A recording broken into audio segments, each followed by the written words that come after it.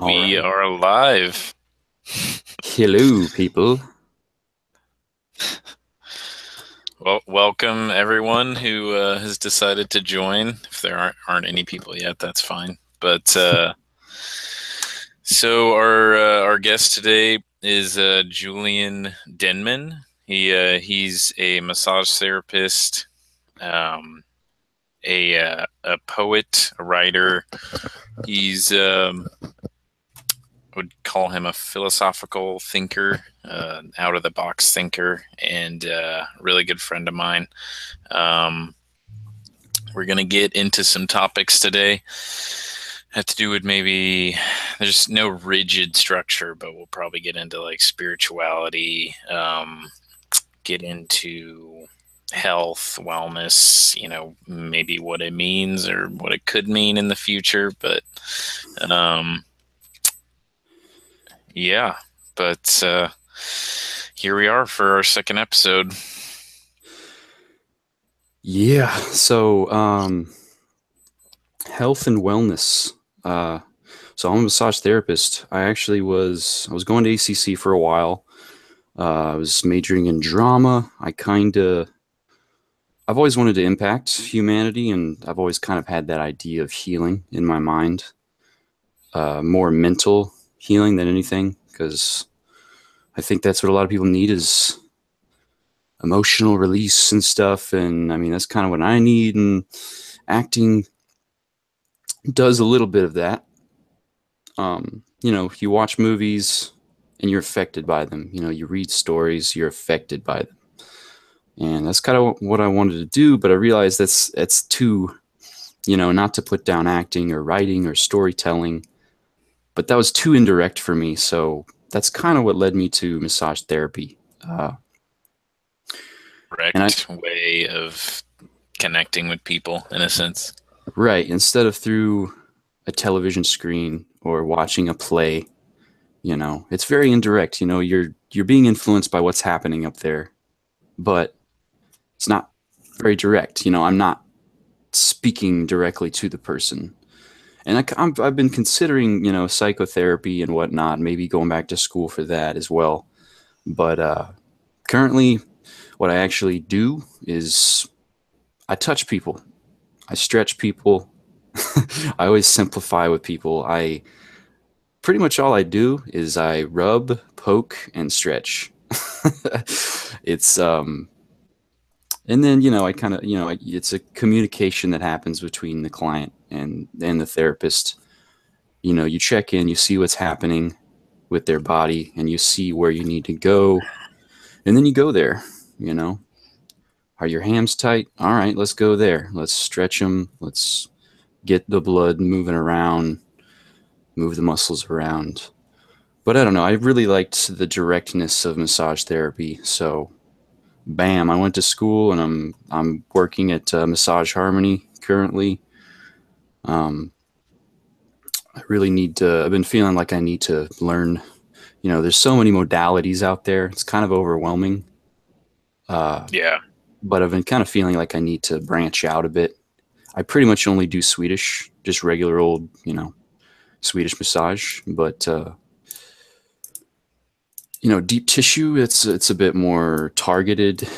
I'm working on kind of getting into that a bit more, and later on maybe lomi lomi. That modality is very interesting to me because it's less segmented. Instead of just working the calf, instead of just working a hamstring or your shoulder muscles. It's let's work your calf, your ham, your glutes, and your back, and it's very flowy and whole. It connects you with your whole body all at once instead of just your consciousness going to only your calf. And Okay. yeah, I feel like that's a big thing about massage therapy that I like is many people, including myself, are not really in their body. They're up in their head. They're off somewhere else. It's a very grounding experience for me receiving it. That's what it's done for me because I'm definitely one of those people. I'm very up in my head all the time and thinking about what's going on, thinking about the future, the past. But when somebody touches you, that's very grounding. Bam, you're just you're here now. You're at that juncture point where you're being touched. And you're feeling your body. When somebody touches your shoulders, now you're thinking about your shoulders. You're like, okay, I've seen people come in for a session and I touch a certain area and at first, the interview process, you ask, what's tense? What brought you in today? But when you touch them, when you kind of do a full body scan, they're like, whoa, I didn't even know I had some tension, in my low back. But the second you touched me there, my consciousness really checked in there and, it kind of uncovered some tension that I wasn't even, it's like it becomes background noise. You have if you have a fan on for like 30 minutes straight, eventually your brain's just going to tune out that fan. And Yeah. it's not even on anymore. It's just, Yeah. it's a thing that's there. But For people who don't know, explain what a body scan is. uh, I kind of, I don't always say this, but I kind of want the client to kind of do a body scan of themselves before they even get on the table. Kind of, I always say, tell me kind of where specifically you're feeling an ache. Because a lot of times people come in for a specific, like there is a area that they can point to that's aching, and they come in for relief for that specific area. And sometimes Mm. it's not. Sometimes it's kind of just a general fatigue that they're feeling that they want Okay. relief from. But a full body scan for me, doing it is, I just kind of touch the feet, wiggle them around a little bit, see how tense it is, see if there's a lot of limited mobility there.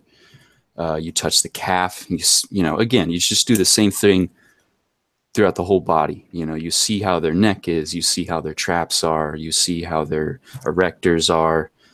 You're just kind of testing. I just do it over the sheet, over the blanket. I don't even move it because you don't really need to. You can palpate through, and palpate just means you're checking out. You're checking the quality of the Yeah. tissues and how it's checking in with it and seeing how it's doing. Yeah.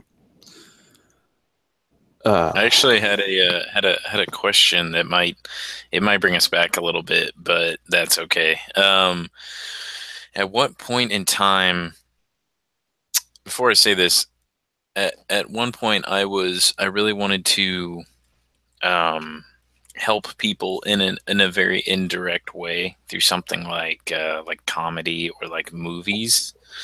Movies was a big thing for me. I really wanted to make movies and at the same time kind of like indirectly put my vision into the movies so that it could affect people that way.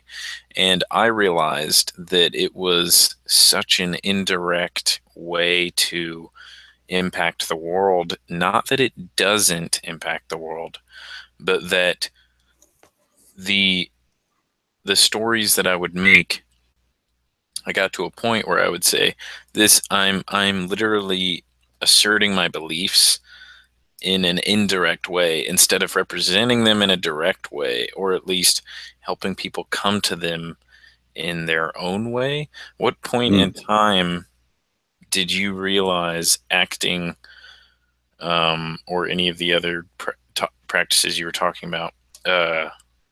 At what point in time did you realize, what was like a defining moment that was like a realization that you were like, this is too indirect for me, like for acting, for instance? Uh,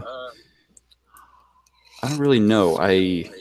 Maybe it's because honestly, I kind of gave up early with that stuff. I took a few classes and I just really, to be honest with you, I started lacking confidence in it, and I was like, ugh, I can't take.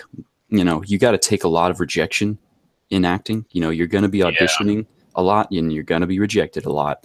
So I was just, yeah, that's what I kind of had the most resistance towards. But also, going to the indirectness of it. I felt like I could be more powerful that way. You know, I was like, if I can just speak directly to somebody and say what I think, and maybe like psychotherapy, just really prod into them. You're not really prodding when you're acting. You're just projecting. Yeah, You're it's like more like symbology, kind of metaphorical. very, very indirect. Yeah, you're saying, you're presenting your belief about something. You're portraying a certain feeling. You're portraying a scene, a certain moral, maybe. Instead of that, that's very indirect. You can personalize. You can go to each person individually. Whereas movies, you're communicating.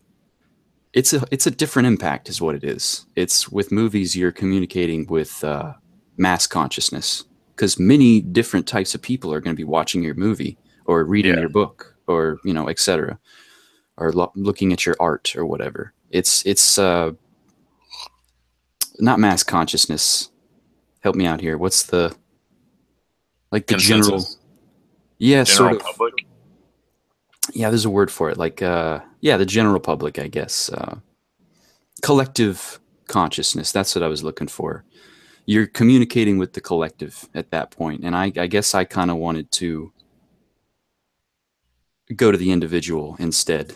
Uh, yeah, I definitely don't mean to devalue communicating with the collective, because there's definite value in that, obviously. Uh, but dealing with the individual, I think, like a lot of people say, that's where the rubber meets the road. That's where you're gonna actually change the most.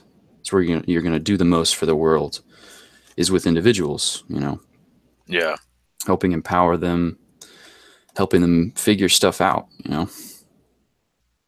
yeah. And we were actually talking about this the other day, that Tim about Tim and Eric, and kind of how and kind of touching on what you were saying about rejection, is that there is a lot of rejection because you basically have to throw away what you are and kind of your perception of how people see you, and then you have to replace it with something. And one thing about the whole rejection thing is that you you you weren't good enough, or you just didn't want to give up that part of yourself that you call Julian, that is a defining characteristic of who you are, and to basically be this, like, To be a chameleon. constantly, yeah, to be a chameleon. That's what you have to be an actor. Is you have to basically be like, okay, I have to take what other people think of me in my mind and destroy it, because the way, when people tell you that you act a certain way, or you do something a certain way, or this is you, it puts in your mind this kind of barrier, or not, maybe not barrier, but this kind of perception of yourself. And it feels very awkward to step outside of that perception of yourself, because Oh yeah. that part of ourself is experienced through other people and how other people perceive us. And that would be a kind of one of the most difficult parts, is you would have to become a constantly changing thing. Like, no one would really know you because you were Yeah. taking on so many characters. It's funny you say that, because I feel like that's in the first place. Yeah, sure, I wanted to impact other people, but I was also using it as my personal therapy, honestly, because that's exactly what I knew. Maybe not consciously, but unconsciously, I knew that I would have to do that. I would have to throw away who I think I am, basically, so that I Yeah. can replace it with, you know, whoever the character was. Yeah. And I liked that. It would force me to, just let go of who I think I am, and just flow. Just be moldable in terms of being a character. And it's really, really funny that you say it that way because in one of the classes that I took when I was majoring in drama at ACC, uh, the teacher was just like, this is one of the times when I felt really crushed. I was just like, okay, acting isn't for me. But maybe that's not Yeah. true. Maybe I just need to practice more. But what he said was, Julian, because he was kind of giving a critique for each person in the class and, how they've been doing in all the scenes that we've been practicing. And he was like, Julian, it seems like you have a tendency to just be yourself. And I was like, Mm, oh, so I don't act. I just don't act. I just be myself in the scene. And I was trying to yeah, that's think, that's a weird thing for someone to say. You're just you be yourself. and I was, Like that's a bad thing to be yourself yeah, in. right. I was struggling with it. I was like, is that a bad thing or is that a good thing? Because many stars like Jim Carrey, he got hired not so much for being a character actor, not so much for portraying, you know, I don't know, the kooky friend or like the side character or whatever. He was hired because they want Jim Carrey's mannerisms in their film. They want him. A lot of his personality comes through his roles. He doesn't necessarily just be a full out chameleon actor, as we say.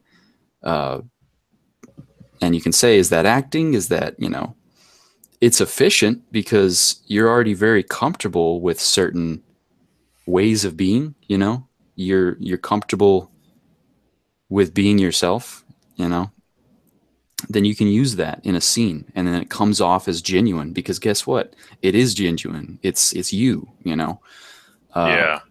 but at the same time, that's not really acting. You're just kind of being you, and that Yeah, definitely limits your range. I feel like each person assumes a role, but they bring their own stink, kind of their own stink to the table, uh, their own baggage or their own self kind of expresses itself through the characters. Because I don't think unless it's like a method actor, which they're very talented at doing things like that, like Christian Bale, or like Heath Ledger was, and there are quite a few of them. Johnny Depp does it, where they are consumed by the role and they bring their own thing to it, but it's not so much them anymore. It's more the character than it is their own kind of. It's like an amalgamation of the character in themselves, but it's like a lot of people bring their own thing. Like Jim Carrey, he like plays some serious roles, but you can still see he's having a hard time not being the Jim Carrey that everyone hired him for so long. Yeah, he definitely tried to break out of that because I'm sure he realized that he's a smart guy. Uh, he definitely tried to break out of his pigeonholing. Oh, Jim Carrey's great for comedy, so let's just throw him in there. The number 23, that was I don't know if y'all have seen that, but that was definitely a step outside of his range. Yeah. Uh, it's more of a horror, it's more serious, but even then, like you could see in certain scenes in that movie, he brought out some of his good old Jim Carrey kind of Yeah. humor. But He it's like, definitely he definitely did. you can use that in a character. Yeah, you He can. played a Sorry. husband, and it's like, a husband is gonna be humorous with his wife sometimes, to lighten up the mood, to laugh together. You can still use those things because it's a tools in your tool bag. If you know how to express a certain emotion really well, it's not like you're gonna throw that out completely for a character. Yeah, that's definitely a good point. And the funny thing about it is, and kind of what we were talking about as well with Tim and Eric, is that they they, especially during interviews, they they just mess up every interview that they do. Like they very rarely have an interview where it's serious and it's actually they actually participate in it. It's like they just completely undermine the whole thing, and they kind of show everyone. They like don't have to explain why or what they do or how they do it. And a lot of actors don't do that. And even a lot of comedians, they give in to that, and they kind of explain it through the mind, kind of the cerebral part, and they explain it in a logical way. And Tim and Eric almost touch on how it can't be explained in a logical way because no one gets it until they can do that, what they're doing, until they can do what they're doing in improv and just go off on ridiculous riffs where it's so funny because these people, very serious people, usually they don't have bad reactions to it, but they're trying to elicit an answer out of them. They want to know what's, how they do it, how they do it, what are they, what are their secrets to, comedy and all of these things. And Tim and Eric just do it in front of them, and they give them basically a show. They give them a free showing of Tim and Eric, and they're like, "This is how we do it." It's, there's not much to it. It's just we don't give a fuck what you think. And a lot of people, like, at first I was like, wow, they're kind of being assholes to the interviewer. And I realized that they're not. They get frustrated because no one plays along with it. They keep serious even though they're in the midst of this, and they know it's a game, and they know it's just they just play. That's all they do. They're just playing all the time, and there's no secret to it. It's just that they have dissolved that part of myself as well that is hesitant to take on new roles and assume new positions and change, really. And it's that part of ourselves that fears rejection and that craves the acceptance of other people. And it is it's kind of it's kind of indicative of the actors that actually do sit there in interviews, because they're kind of realizing, okay, because in every interview they could play a different character, and they could do it. They could just lie their whole lives, and no one would even know unless it was very ridiculous. And I think that's what they touched on, is that that's how talented actors are. And that's why it's really hard for me to trust anything actors say, because they are actors. They're professional liars.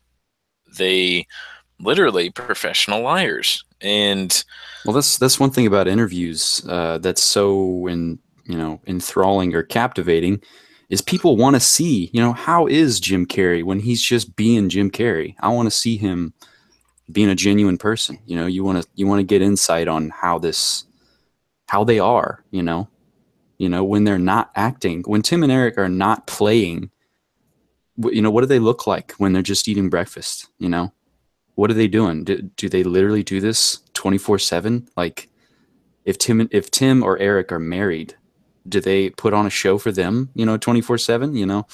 It's like the yeah, public. I think that's why interviews are done so much, is because people like watching them. People want to see, again, I'm a broken record, but people want to see the real Tim and Eric. Like, how are they in their day-to-day life, Because once you see that, then you can really compare, like, wow, that's like seeing Christian Bale talk in his real accent after watching Batman Begins, he's pretty damn yeah, good at doing an American accent, but then he's got like this thick Welsh like accent, and it's like, whoa, buddy, You got some freaking range there, because I thought you were. I thought he was a full-on regular old American dude, but he's not. He's very, very Welsh, very English, or whatever he is. It's Yeah, but how do you know that that's his real accent? That's the thing. well, it's because I mean I can extrapolate just across many interviews, because it's like Uh, you see the accent in the movie, and then you see the one in the interview. It's like he's kind of respecting that, because he knows why people like interviews. I'm sure, because it's like, all right, I'll give you a little bit of my genuine self, because that's what people want, I think, from actors. I wonder if that would confuse your brain to uh to have so many accents available in your mind. I wonder if he sometimes speaks in a different accent on accident.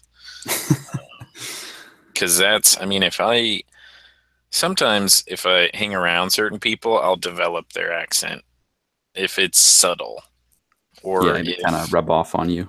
yeah, and that'd be interesting. Actors would be the ultimate assassins. And I'm not sure if certain movies have capitalized on this. I think it might in like Zoolander or something like that. Oh But yeah, yeah. they would be because they know lots of accents.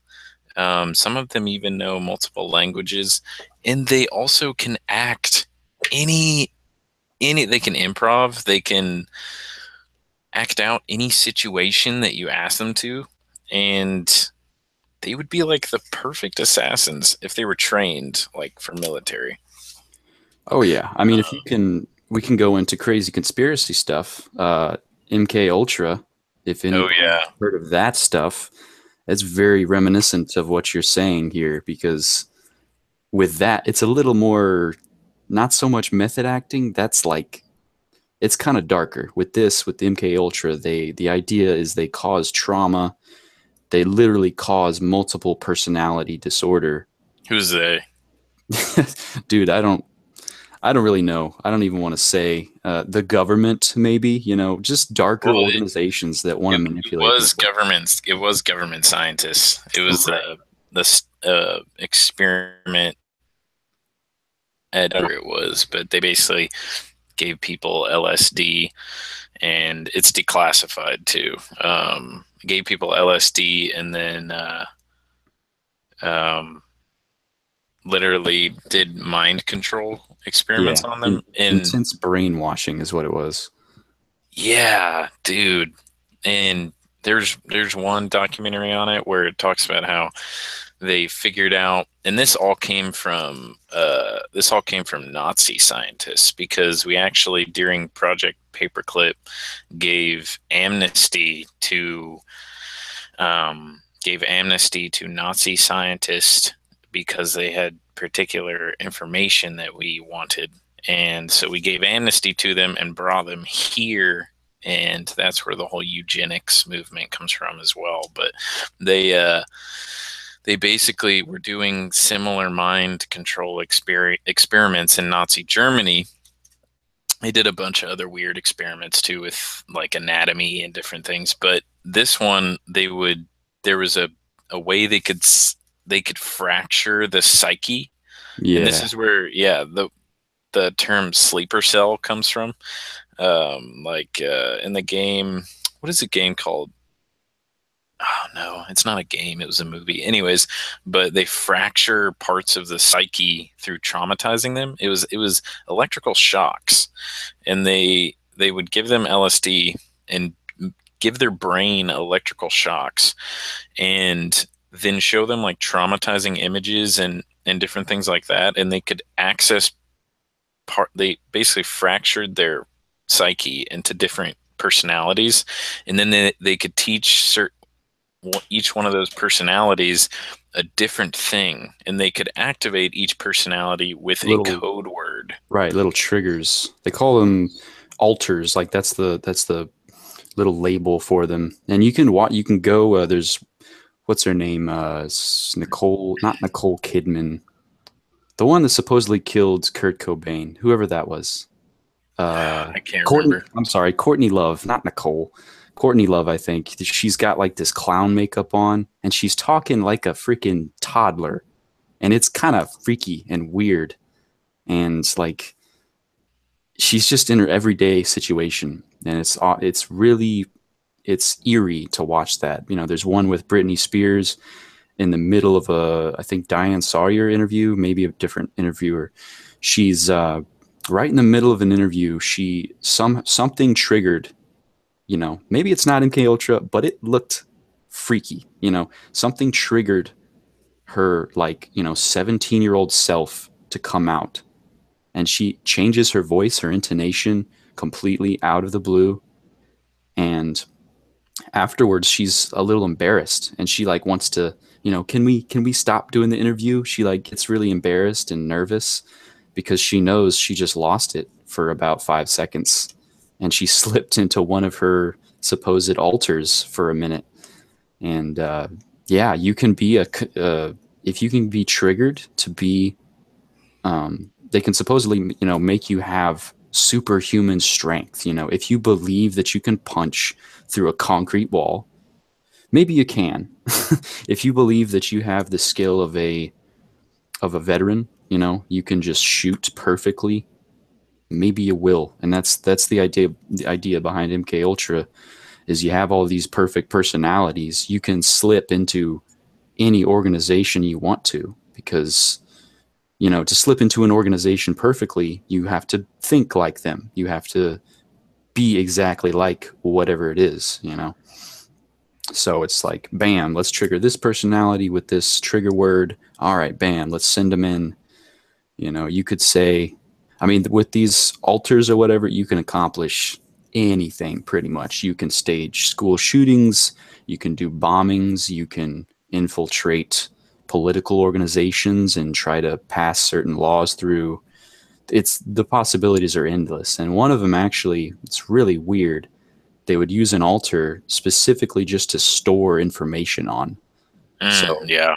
like just numbers, launch codes, whatever you want to put in them. You just say a word, they become like a mindless programmable robot, and then you say the words that you want to store. It's really sick. It really is using a human brain and vehicle for your ends completely. Just mind controlled slaves. It's like something out of a horror movie. It really is. Yeah, and with Britney Spears, I can't even imagine what people did to her.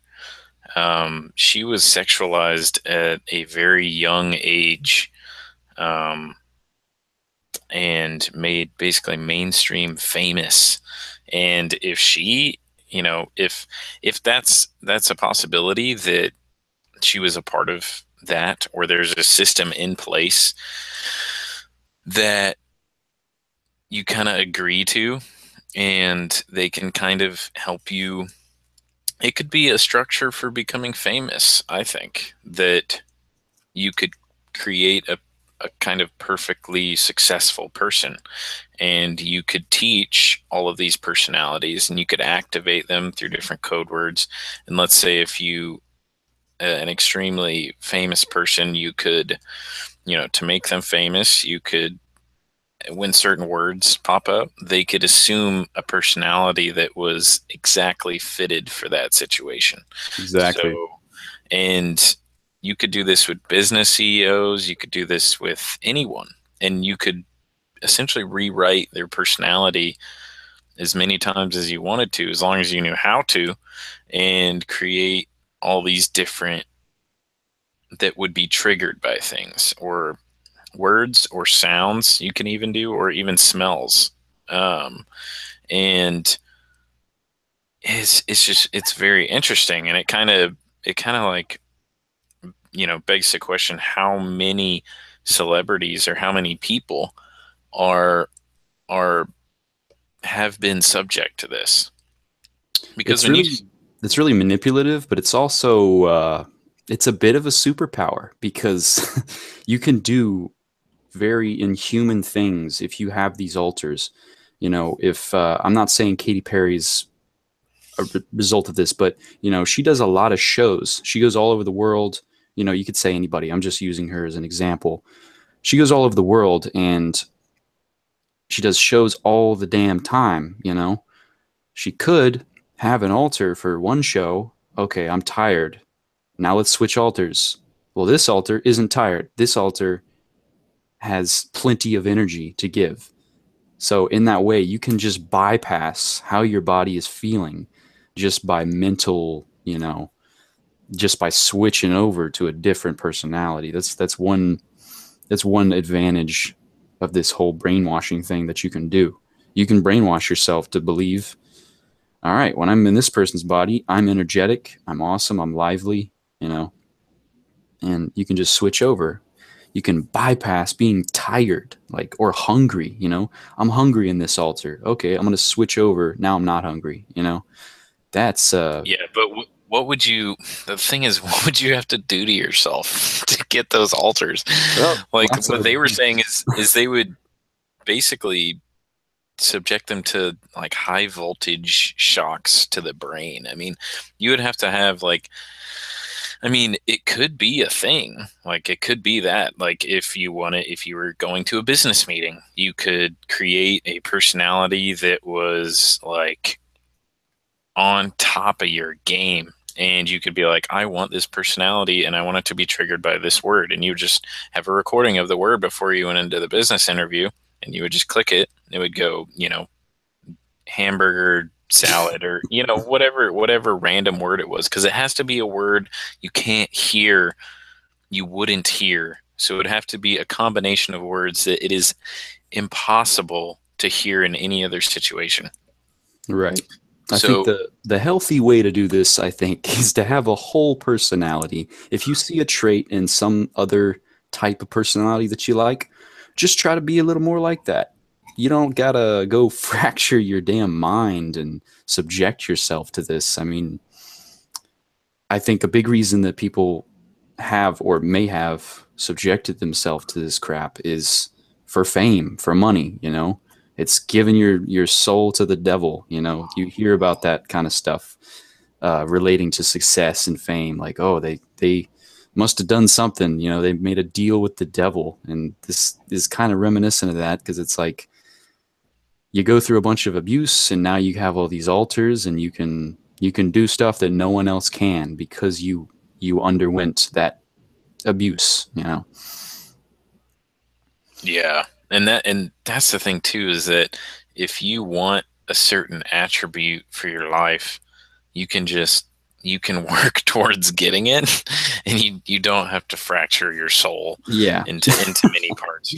One thing I because I've seen some weird videos on MK Ultra stuff, and one of them was a paparazzi video. Um, that was of Johnny Depp, and it was after he was coming out of like a restaurant or a bar or something like that. And they in the video, it sounds crazy, but they claim that a lot of celebrities have clones, that they have access to technology we don't, just through you know, their societies and their connections, and they have access to technologies we don't, but that the clones don't work very well. So again, this could be a crazy idea, but in the video, Johnny Depp is literally like going by signing autographs. Everyone's like, Johnny Depp, oh my God. And it's like a TMZ. It's not TMZ, but it's something else. It's a guy with a camera and he's out there. And it looks like Johnny Depp too. And all of a sudden he just like stops and just like falls over. Like very strange, like inhuman.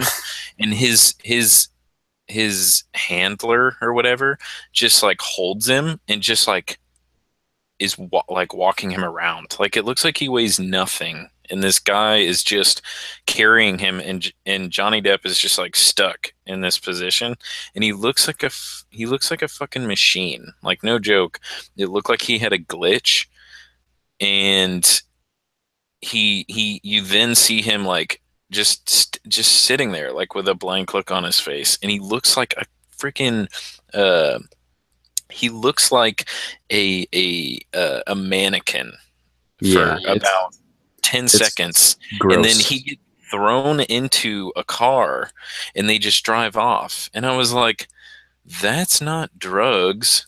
That's not anything that I've seen before. It looked like he literally just stopped working for 5 or 10 seconds.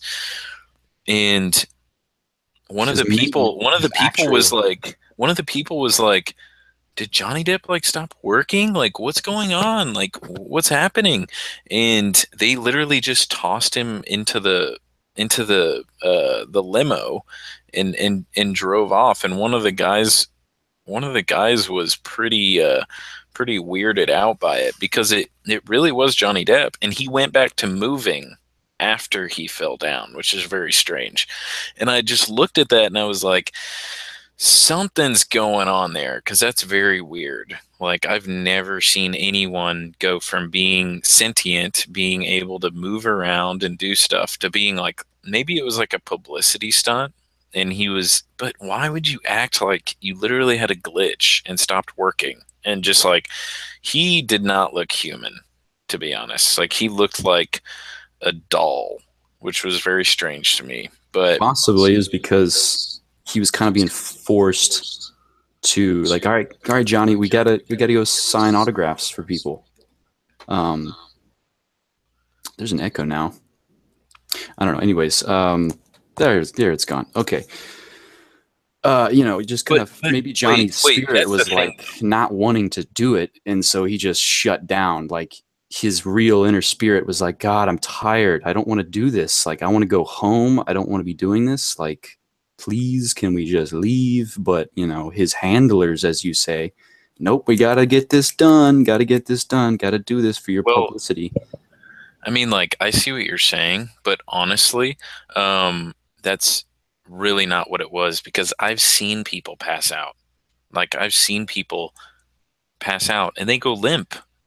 He maintained his position and just fell over. Like he was literally a mannequin. And I looked at it and I was like, he does not look like that, doesn't look like him. Like, that doesn't look like a person that Well, fell that's what I over. mean. That's what I mean. Like an overlay. The overlay of his brainwashing is saying, Ah, go on, go on, go on. But his real spirit's like, okay, I can't. I'm freaking tired. I want to yeah. go home. I want to go limp. I want to take a freaking nap right now. Yeah. And that's, that might be one of the programs for it, is just stopping and just freezing their body. And maybe someone said something or something happened like that. I wouldn't like to think that he has been brainwashed. But that's the perfect way to make someone an actor as well, is to enable them to have multiple personalities that they can access at any point in time. Because a lot of actors don't access very many personalities.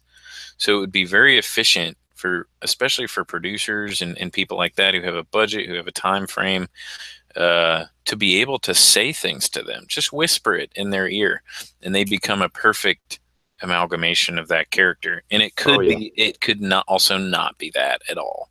And it could just be, it's just a skill that's learned over time, and it is for sure. Could be both. But but that's the thing, is how many of, because this MK Ultra thing is declassified and includes information about, plans for that kind of thing, for actors, for all these things.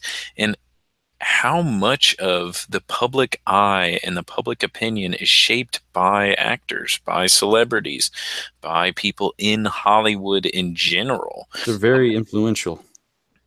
Yeah, they're almost more influential than politicians. They're Hmm. way more, not influential in the sense of what they do, but in the sense of the public eye and the public opinion. They have the most influence. If I was, let's say if there was a kind of MK Ultra esque, shadow government conspiracy, then it would have to be them. They couldn't do it as politicians, because they don't hold celebrities to a standard like that. They see them as actors, as personalities. They don't see them as they don't hold them to a pure standard. And that's why they're so perfect for not only being assassins, but being also um, manipulators of the public opinion.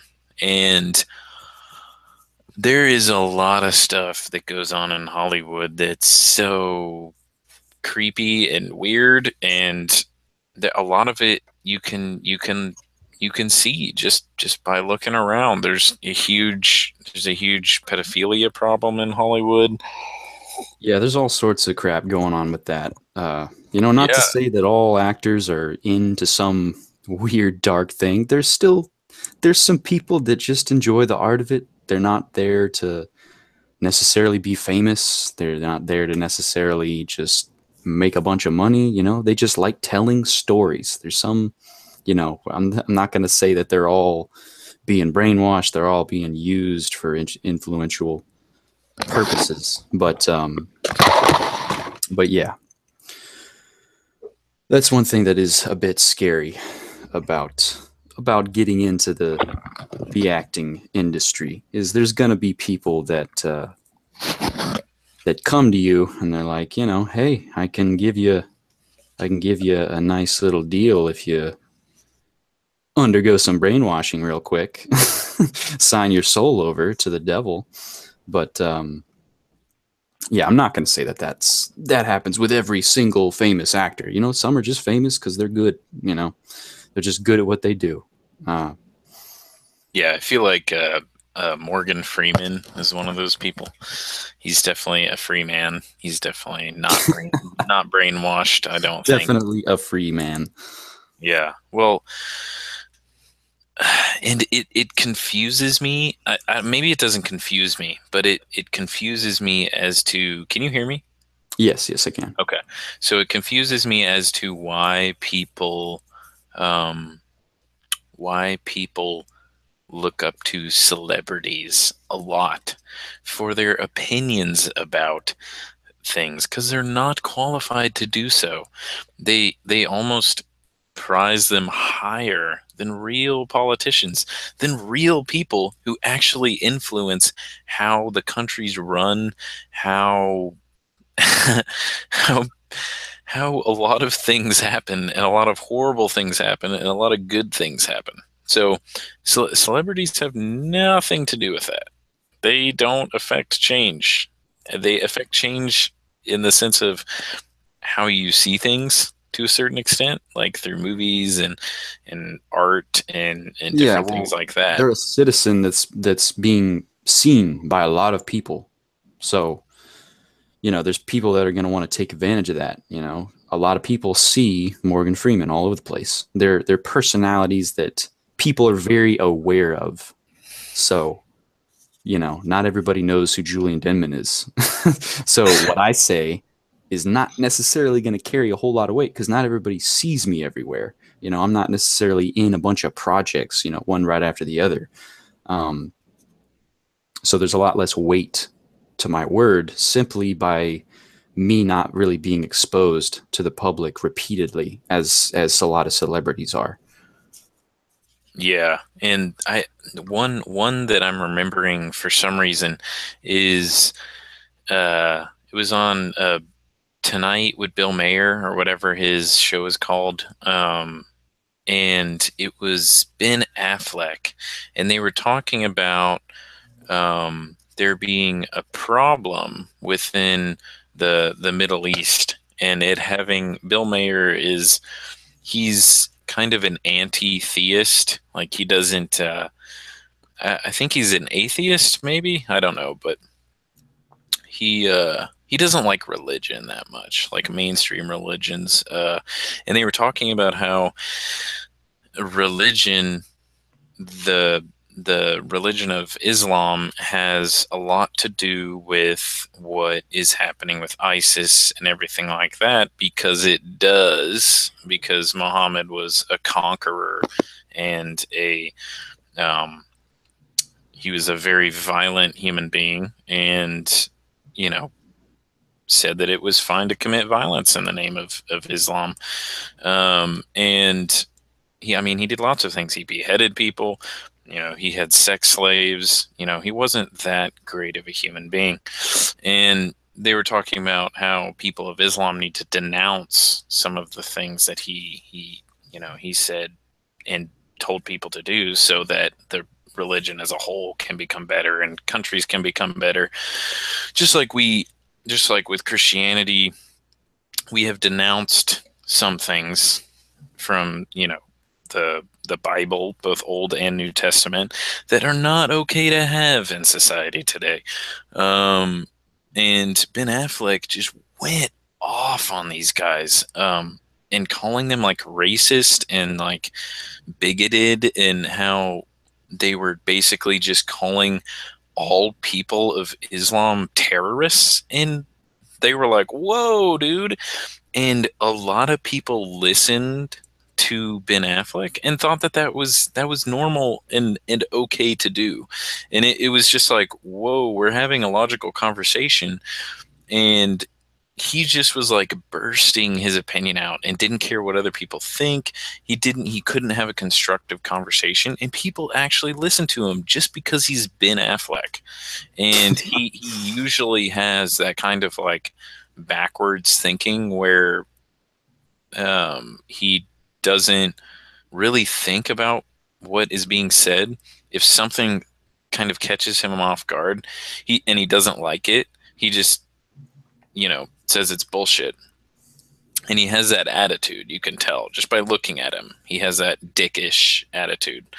And he's a wonderful actor. I will not put him down for that. He's great. He's a great actor. But he it just reminds me of that one video. And there's like there was like a whole movement that happened against that were calling them racist. And I was like, that's out of context, first of all. And there's problem with religion, period. So why, it just showed how much celebrities can influence the conversation when they almost have no place to be in the conversation, except the fact that they're allowed to speak about it. I Right. mean, they're not really qualified. There are a lot of people who are scholars that study religion, that study all of these things, who are qualified to completely just shut down or just kind of like basically throw shade at people and say, "Oh, I'm better than you because, I don't think there's problems in religion today."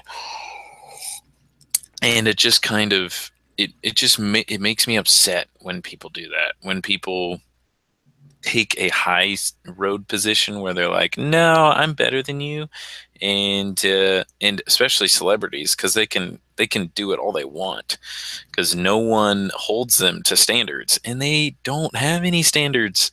There's no standard for a celebrity or someone who's an actor. Like, there's no credentials for them, so they can say whatever they want, and their career won't get ruined because it has nothing to do with that thing. Yeah, I feel you. Yeah. Oh, Mr. Ben Affleck, you can cut the Starbucks line because you're famous. Yeah.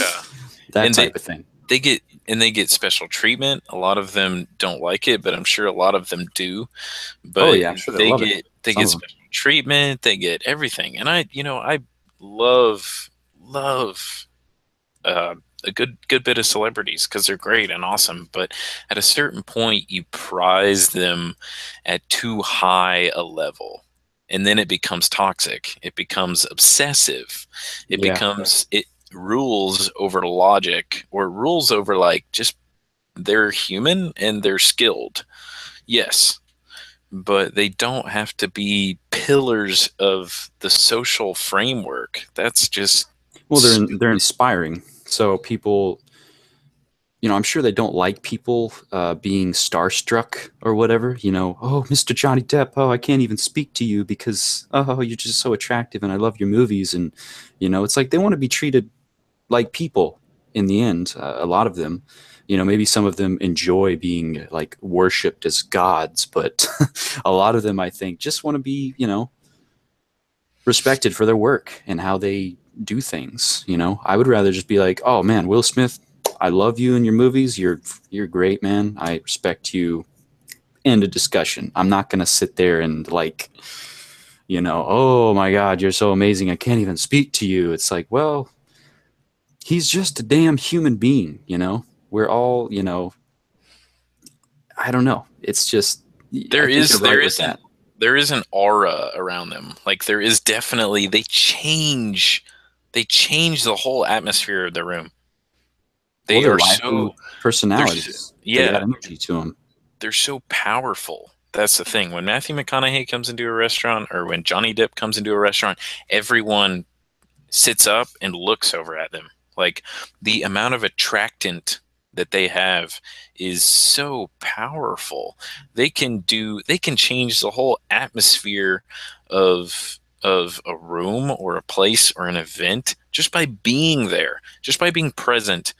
They have all of the attention of everyone, except for people who don't value it as much. But I mean, I feel it when they're around. There's something super powerful about them. It's just like it's hard to put a finger on it. Yeah, Like because think it, about it. They're actors. They're kind of trained and they work on their craft to do that, to get the attention of, when they're in an audition, they're there to take their attention and hold it, very yeah, powerfully.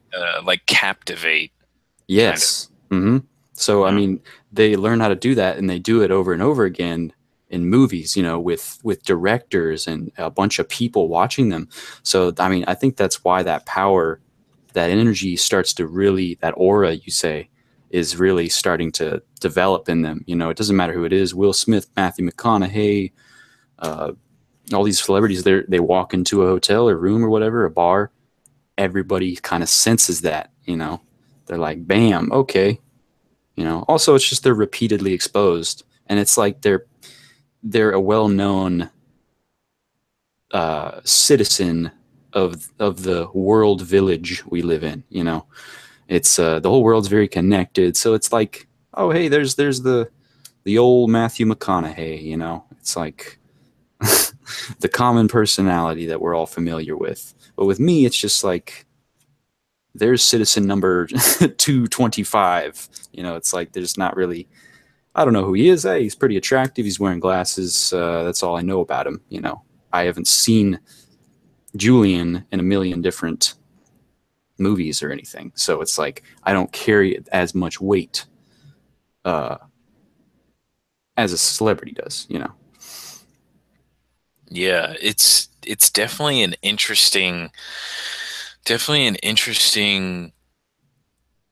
an interesting concept that someone can be so upheld in society, almost get like a drug reaction from people. Like people literally sometimes scream and pass out when a celebrity comes.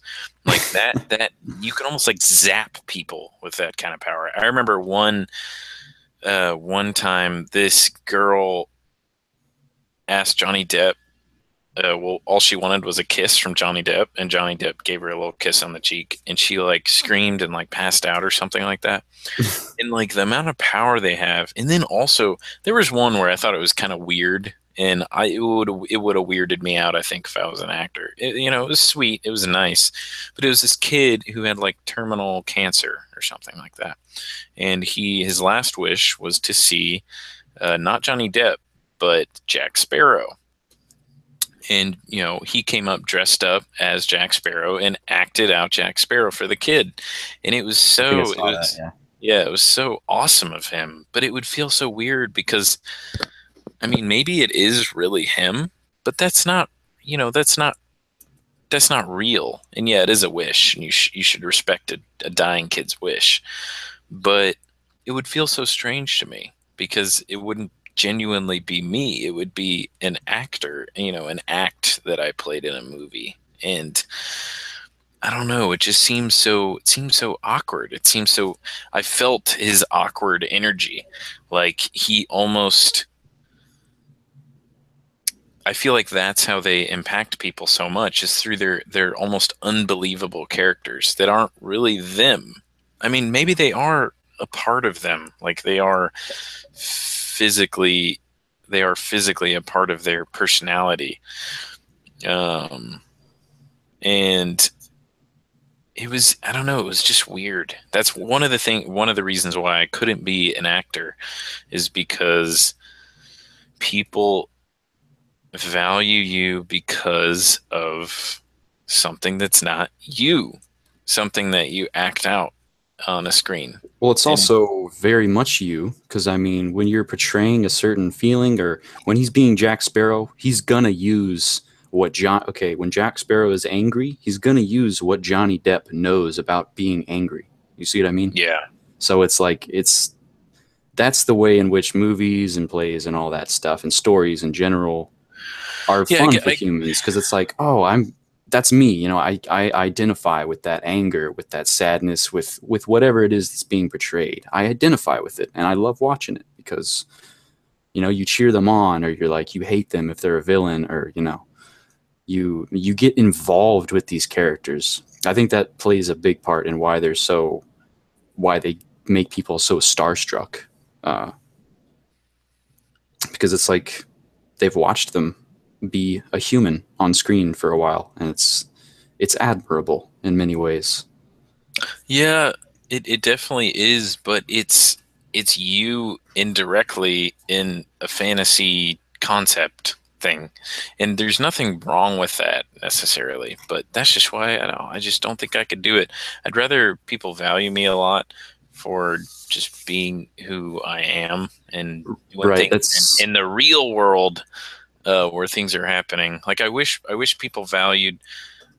Uh, I feel like it'd be a very different world if politicians were our celebrities, kind of like the people that we valued the most and put the most time and effort into. And I mean, it might be worse because of that, because that gives a lot of those people a lot of power. Because actors have this kind of have all these personalities that aren't necessarily real, but if there was a real personality that would decide laws and legislations and they had that much power, then it might be very dangerous. oh yeah. I mean, But it's in the end, it's art. It's just it's art, and people admire artists because they're expressing things. But it gets a little weird once they start to become gods. I mean, apart from acting, there's other artists. If you were to encounter, some musician that you like, it's the same thing. There's fame connected to them. If it was a painter, whatever they're doing, whatever kind of art it is, people admire that because it's like, man, I wish I could do that. Man, I wish I could paint like that. And it's like each of them do it in their own way, and it's good stuff. I have to use the bathroom, so I'm gonna that's come cool. right back. No worries.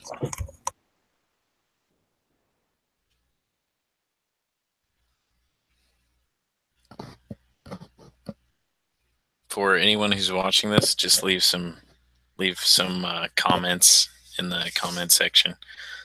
Tell us what you think. Give us some criticism if you can. How we're doing. Maybe if you have connection to a topic or anything like that.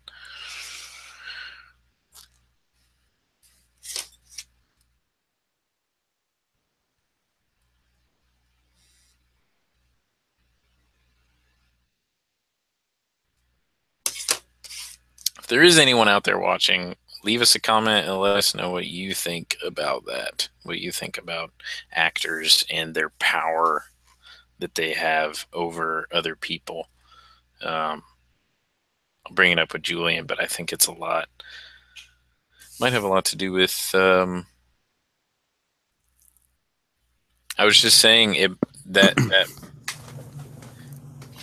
power that they have might come from a basically because we aren't good at doing what they're extremely sufficient at doing, which is dissolving that barrier, dissolving the self, and having it become malleable so they can take on different identities and take on different selves in a sense, and different skills and different abilities, and Oh yeah.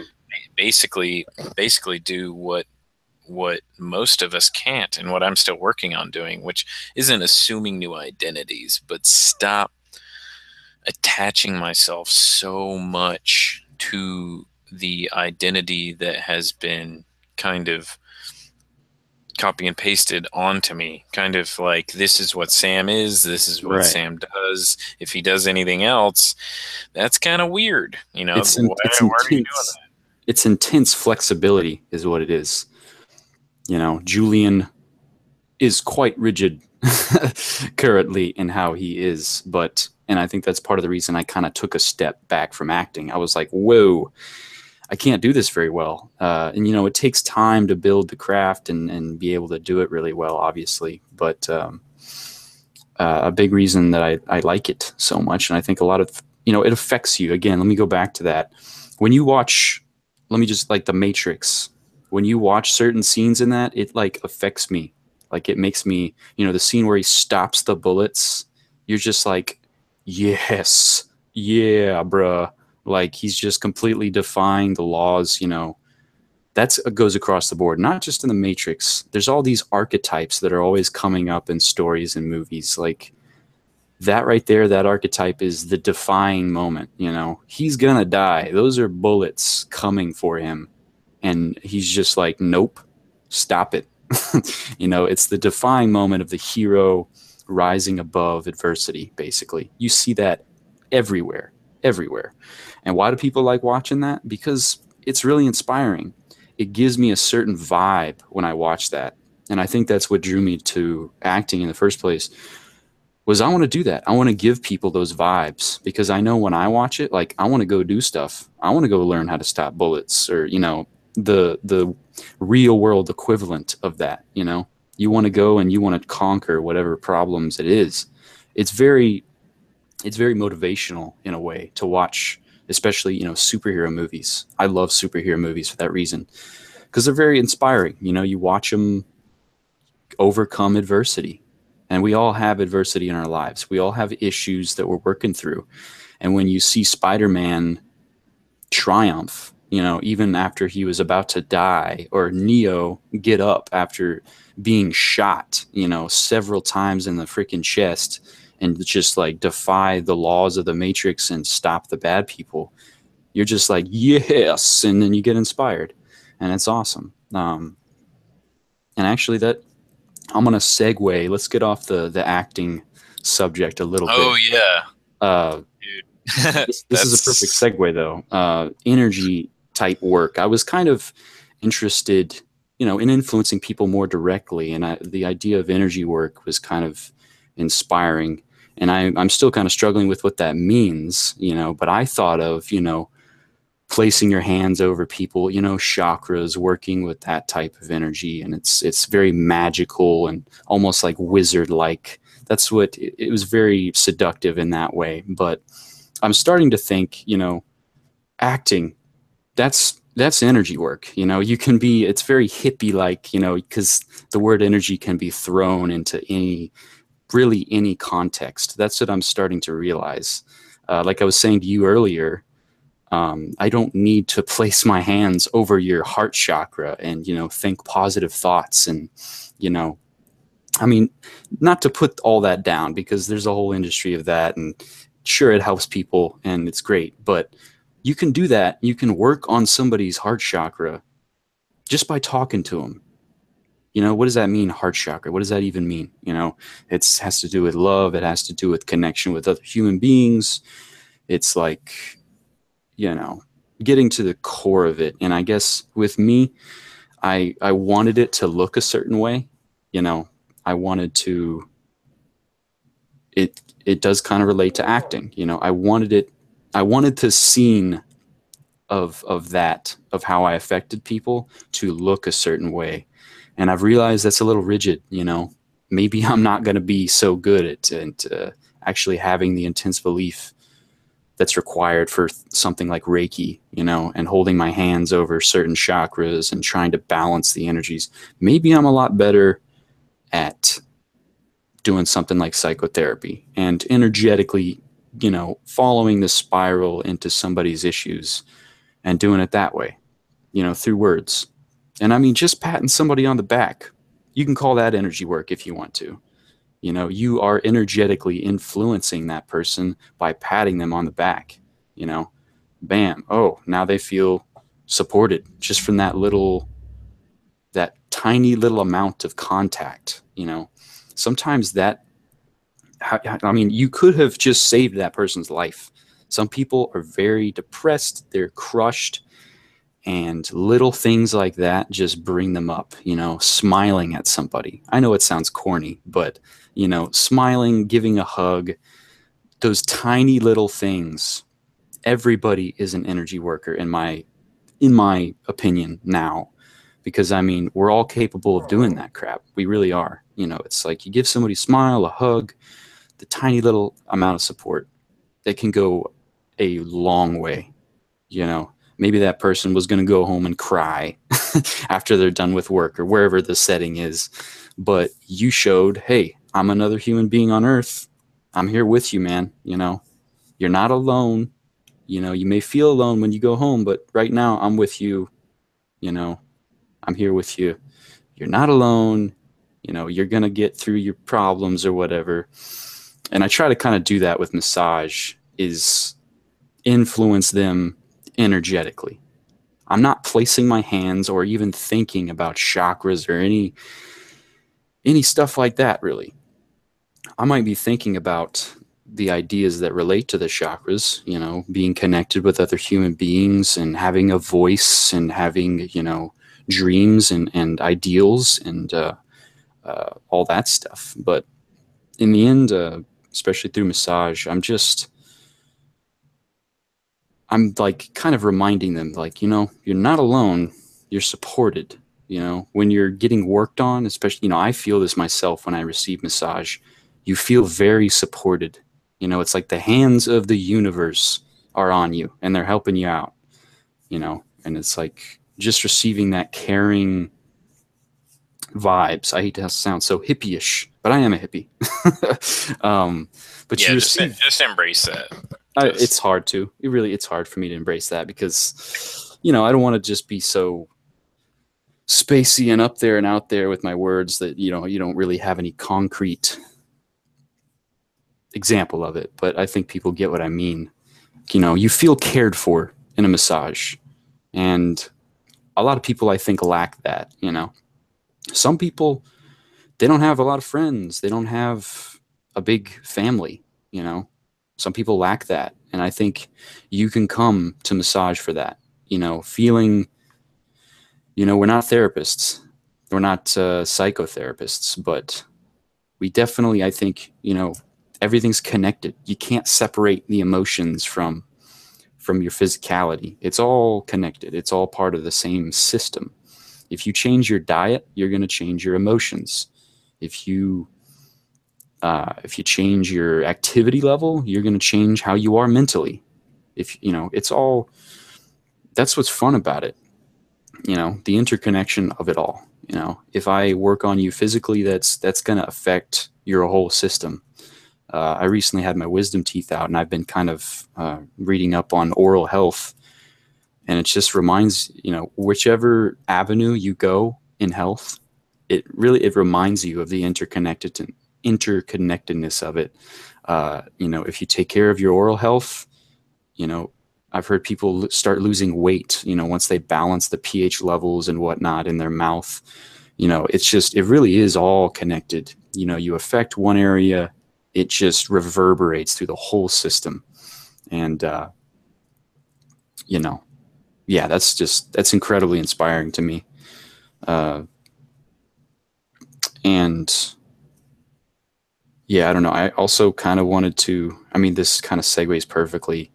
Our beliefs about health and about us as humans, they definitely affect our health, uh, our beliefs in general. You know, this kind of goes into the energy work thing. If you believe that you're going to get some sort of alignment from, say, a Reiki session or an acupuncture session, it's the placebo effect. I'm not going to say all energy work is that, but a lot of it, I think, is that. And that's not putting it down. Because guess what? The placebo effect, I was talking about this with my dad actually. Uh, the placebo effect gets results. So it's like, what's the issue here? Yeah, I There is remember no issue. I remember hearing about a placebo knee surgery where the person was given a fake knee surgery, or a group of people, and told they were given a real knee surgery, and the people who were given the fake one had better results than the people who got a real one. Yeah, but it's Uh, a little it's kind of tricky though. As I was talking about with my dad, if you are aware that it's a placebo, you're kind of diffusing the placebo effect because the placebo is you believing that you're receiving a pill to cure acne. Really, you're receiving a sugar pill. It's just sugar. It'll give you a little spike of energy maybe, but you know, if you don't have that belief, if you know that it's a sugar pill, you're not going to have that magical mind placebo effect because it requires actual belief. And actual belief is really hard to measure. It's an internal, it's a subjective thing. You can't, I can't inspect if Sam Hill believes that he can fly, other than you're not flying. Like it's belief's a tricky thing to yeah, to actually do. I wonder if the placebo effect works less now that it's been discovered. You know, when it was discovered, Right. I wonder how much it's diminished, because how much faith do people have in those experiments if they know what the placebo effect is? Like, I wonder how that affects the how effective the placebo is. Um, Well, just the idea that I don't know. See, I feel like it's kind of there's a loophole here, because with beliefs, if you see all these studies that your belief affects things, then it doesn't matter if you see that the placebo is a thing or not, because I mean, if you just really try to, how do you, that's a good question to ask. How do you form a truly held belief? I mean, how can I trick myself? Does it require any tricking to make myself believe that I can heal the tendonitis in my knee, you know? Or can I do affirmations? Because that's a thing. That's a bit of a programming thing that you're doing when you're affirming, I'm calm, I'm confident, I'm clear, I'm calm, I'm confident, I'm clear. Affirmations, that's really trying to, maybe I really don't believe that I am calm, confident, and clear, but saying that over and over again, eventually it's going to kind of help. You're kind of brainwashing yourself, honestly. you know if you don't believe you're confident, but you keep saying I am confident, I am confident, I am confident, you're going to kind of help foster that belief. That, I think, kind of goes beyond the whole placebo thing, because I'm not believing fully that those words, I don't know, maybe I maybe it does involve belief. It's like I believe that affirmation will help me form this belief. So I yeah, don't I know. wonder if affirmations are purely just that you believe that they'll help you. That's very interesting.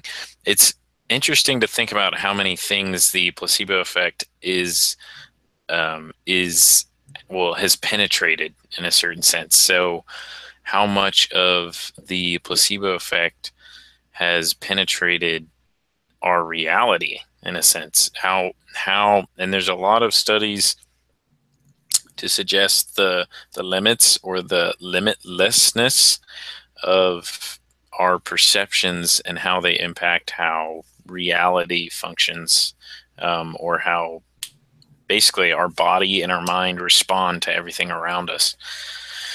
There's one study that, well, there's one scientist that suggests that our thoughts and our perceptions can actually alter our genetics.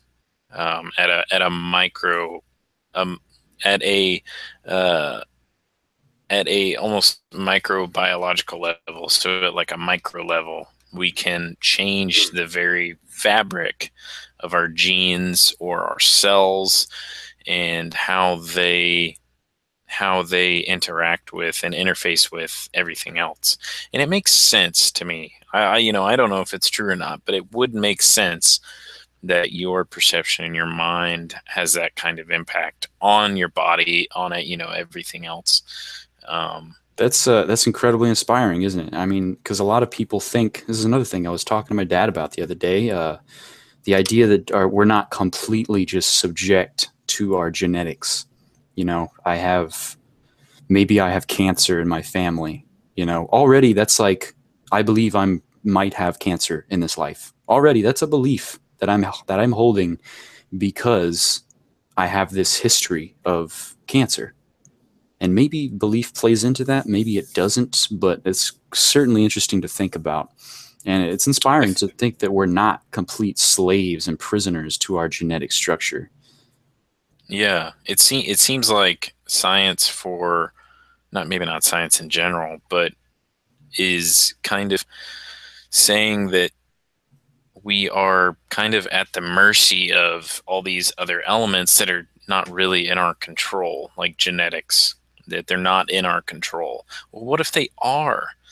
That I think it's very possible that there are latent faculties that we have yet to harness, and that maybe in the future we could change our genes with our mind. We could change our bodies. We could change how we interface with everything, and we could even alter our genes to live for longer. I mean, it's certainly possible. I wouldn't put it past the human brain. Just one second. I have to go to the bathroom now. No problem. Hopefully, I'll go into this when Sam gets back. But yeah, beliefs like one certain thing that my friend Angel actually kind of exposed me to was the idea of, our belief about our age. You believe that an 80-year-old looks a certain way. An 80-year-old is using a walker. An 80-year-old is using lots of medication and, they look a certain way. Well, it's like your belief subjectively about what an 80-year-old looks like might be a little indicative of what you're going to look like when you're 80. But guess what?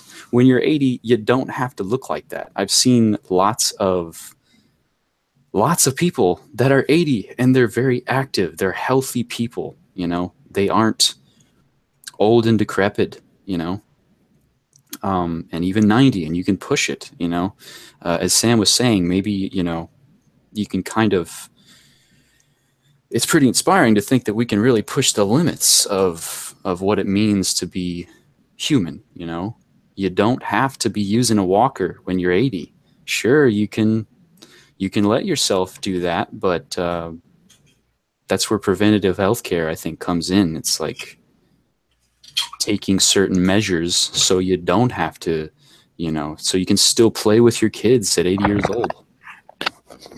Um, so I was just saying, I was bringing up the idea that, because you were saying we can kind of push the limits of our humanity, and I was bringing up age and just how it's kind of our belief about what an age looks like. At 90, you're going to be old, you're going to be slow, maybe you're going to have Alzheimer's, you're going to be, mentally very foggy. You don't have to look like that. That's what I was saying.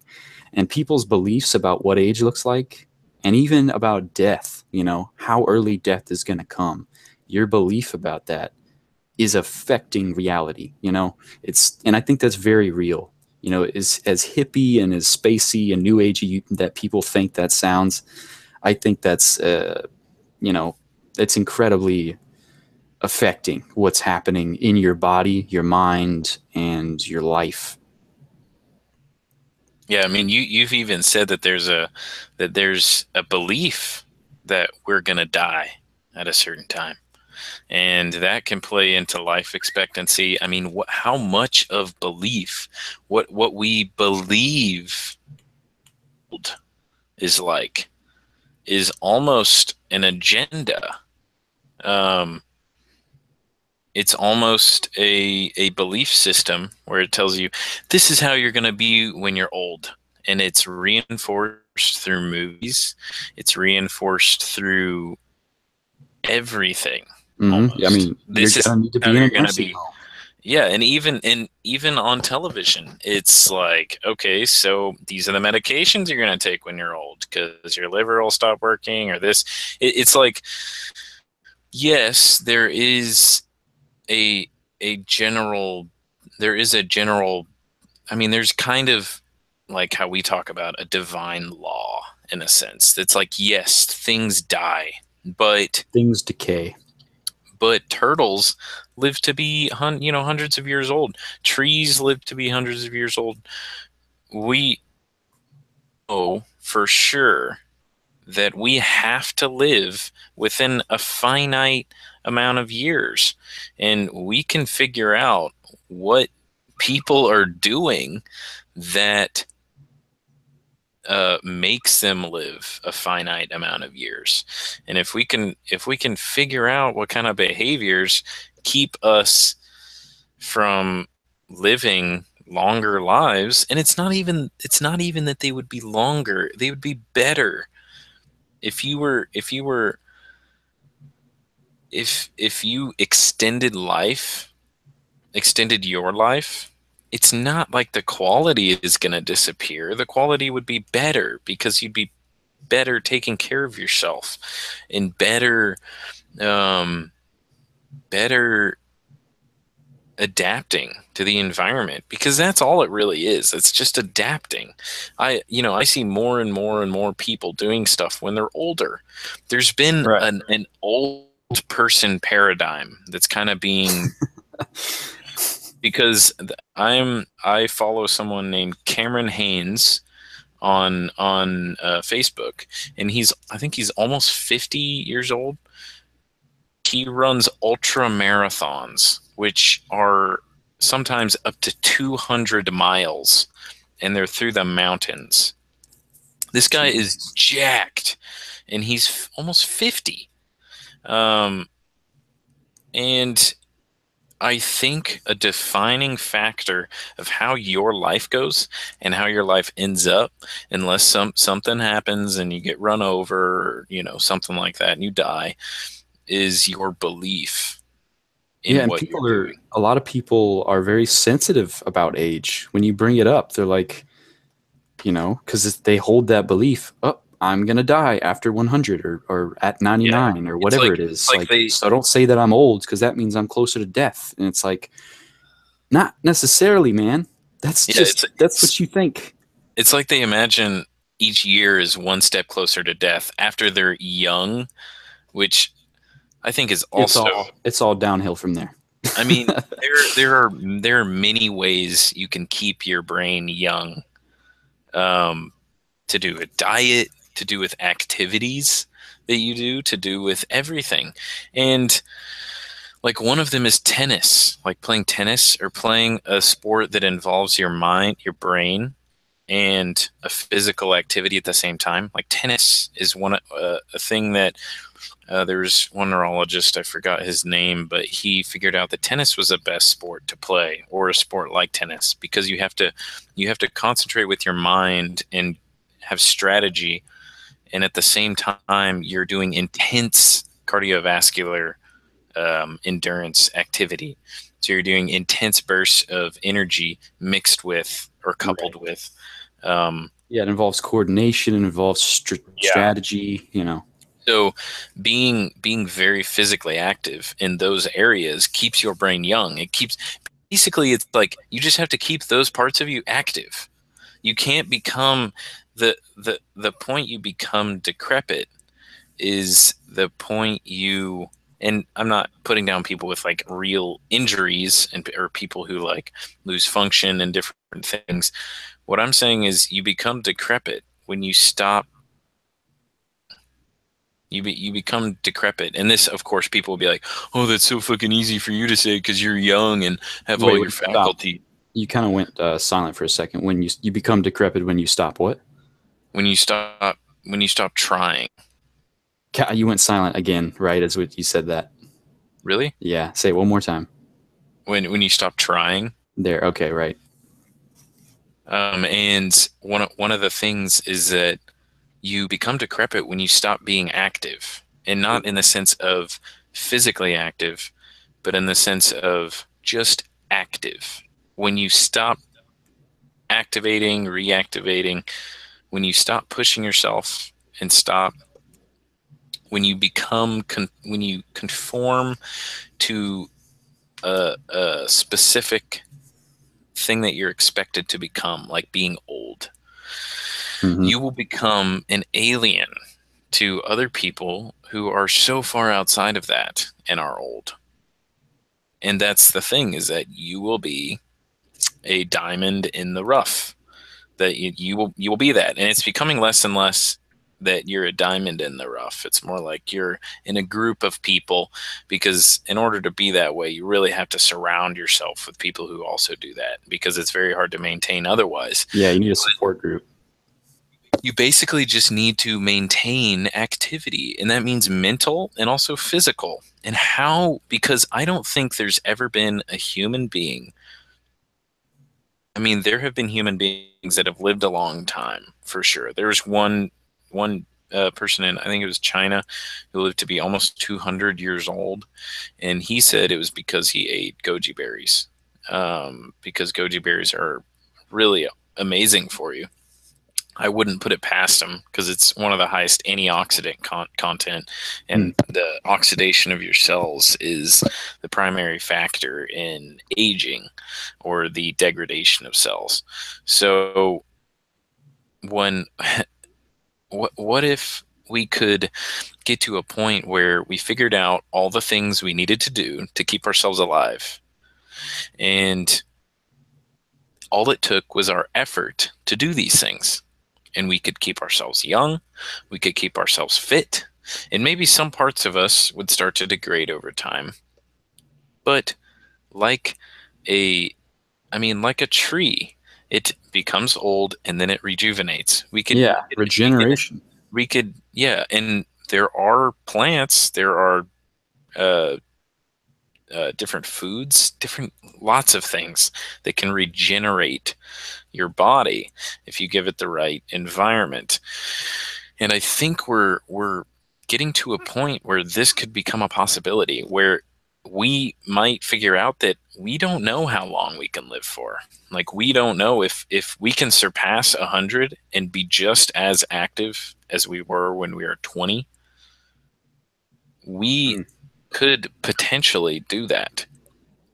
I think that a lot of things are coming to light, and I don't think that's the ultimate goal, is living forever. But I think if we as human beings are going to create the most impact, that would be awesome. If I could live for 300 years and be healthy and happy and enjoying life and being active, why wouldn't you do it? Yeah, Like, I mean, I wouldn't want to live 300 years in a nursing home, like, because that's the thing, is that the reason why you go to a nursing home, maybe because you have a degenerative disease that could be caused by you being inactive. I mean, a lot of disease is caused by inactivity, and I'm not trivializing disease at all, but a lot of chronic illnesses, a lot of neurologically degenerative illnesses can be attributed to inactivity in certain areas. And what if that is the literally the cause of decrepitude, the if cause you of if you becoming like old? if you believe that death is like, you're like, all right, I did my life's work. I'm tired. I'm getting tired. I want to break. I don't want to do that much anymore. And death is the release. Death is my escape. So once death happens, I'll be free from having to do all this stuff. And if you have that belief, if you have like, all right, now's the time to retire. Now's the time to settle down. And I'm not saying there's anything wrong with that at all. There's Yeah. nothing wrong with retiring and settling down and not working every minute of your life. Obviously, there's nothing wrong with that. You know, you do with what your life what you want to do. But I'm just saying that belief that okay, now's the time to wrap it up. That Yeah. belief kind of makes I almost believe that it makes death happen. Like you Yeah. kind of want it to happen because you maybe you want to move on to the next life. Maybe you're kind of starting to get bored with things. So you're like, all right, let's wrap it up here. Let's move on. Um, yeah. That's that, and that's it. That's such a good point too. Is that that belief causes death? Like you touched on something that is very powerful. That I think people surrender to stress or to influences in their life, and they go, oh yeah, it's time to become old, it's time to become like everyone else, and you know get a walker and get all of these things and conform to what the society's perception of old, becoming old, looks like. And I mean, my plans for when I'm older is that I want to be able to run a fucking marathon when I'm 50 to 100. When I am 90 years old, if I can't run a marathon, I better not have legs, to be honest. Um, You're making me because think of that manager. You remember the manager thing I brought up with you? It was like I'm starting to kind of view our bodies as, each individual cell and organ is like an employee. It's as if you're running a business. Julian is a business. Sam Hill is a business. And it's like I was saying, with me and my kind of lack of physical activity, honestly, lately, it's like the manager no longer, it's maybe I'm a pizza place. I know I'm taking this metaphor far, but maybe I'm a pizza place. And the manager's just like, we don't really, I don't know, if you want to make the deliveries, you can. If you don't feel like it, you don't have to. It's not, if you want to answer the phones, you can, but it's not a big deal. Just, do whatever. If I have that attitude, that business is gonna go downhill. We're gonna start losing money. The pizzas aren't gonna make it out very much. But let me take it back to reality here. you're making me want a pizza now. um, yeah, but like, me as a manager of my body, if I start to like, have that feeling like, all right, death's coming, might as well just stop doing stuff, the manager is saying, all right, guys, we're winding it down. This business is starting to go south, and I'm ready to move on to a different business maybe. And all the Yeah, employees are going to start your leaving. heart's not in it. Exactly. When the manager starts, all right, guys, I don't really want to do this anymore. I don't want to run this pizza place. So all the employees are going to start leaving. You can say your organs are going to start shutting down. Your life force will stop, helping you rejuvenate. It's going to start like, okay, this manager's not really feeling like it's here on earth to do things. We can go into depression and suicidal tendencies with this. If you start feeling like you're not needed here on earth, like you don't have a purpose, it's like that's the manager saying, all right, guys, this business isn't worth it. You might as well leave because I'm not gonna run this business anymore. It's not worth it. You're not gonna get money from this business. So all the Yeah. employees start leaving.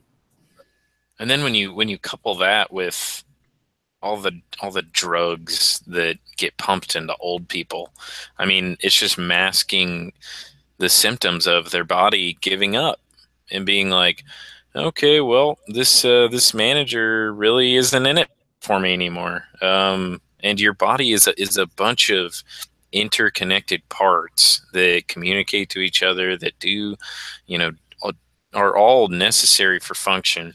And when you stop being active up here and stop being active in the sense of like your heart, which not only means like connection to people, but connection to your body, moving Oh your yeah. body, which is the heart, because you need blood for your muscles to function, for everything to work.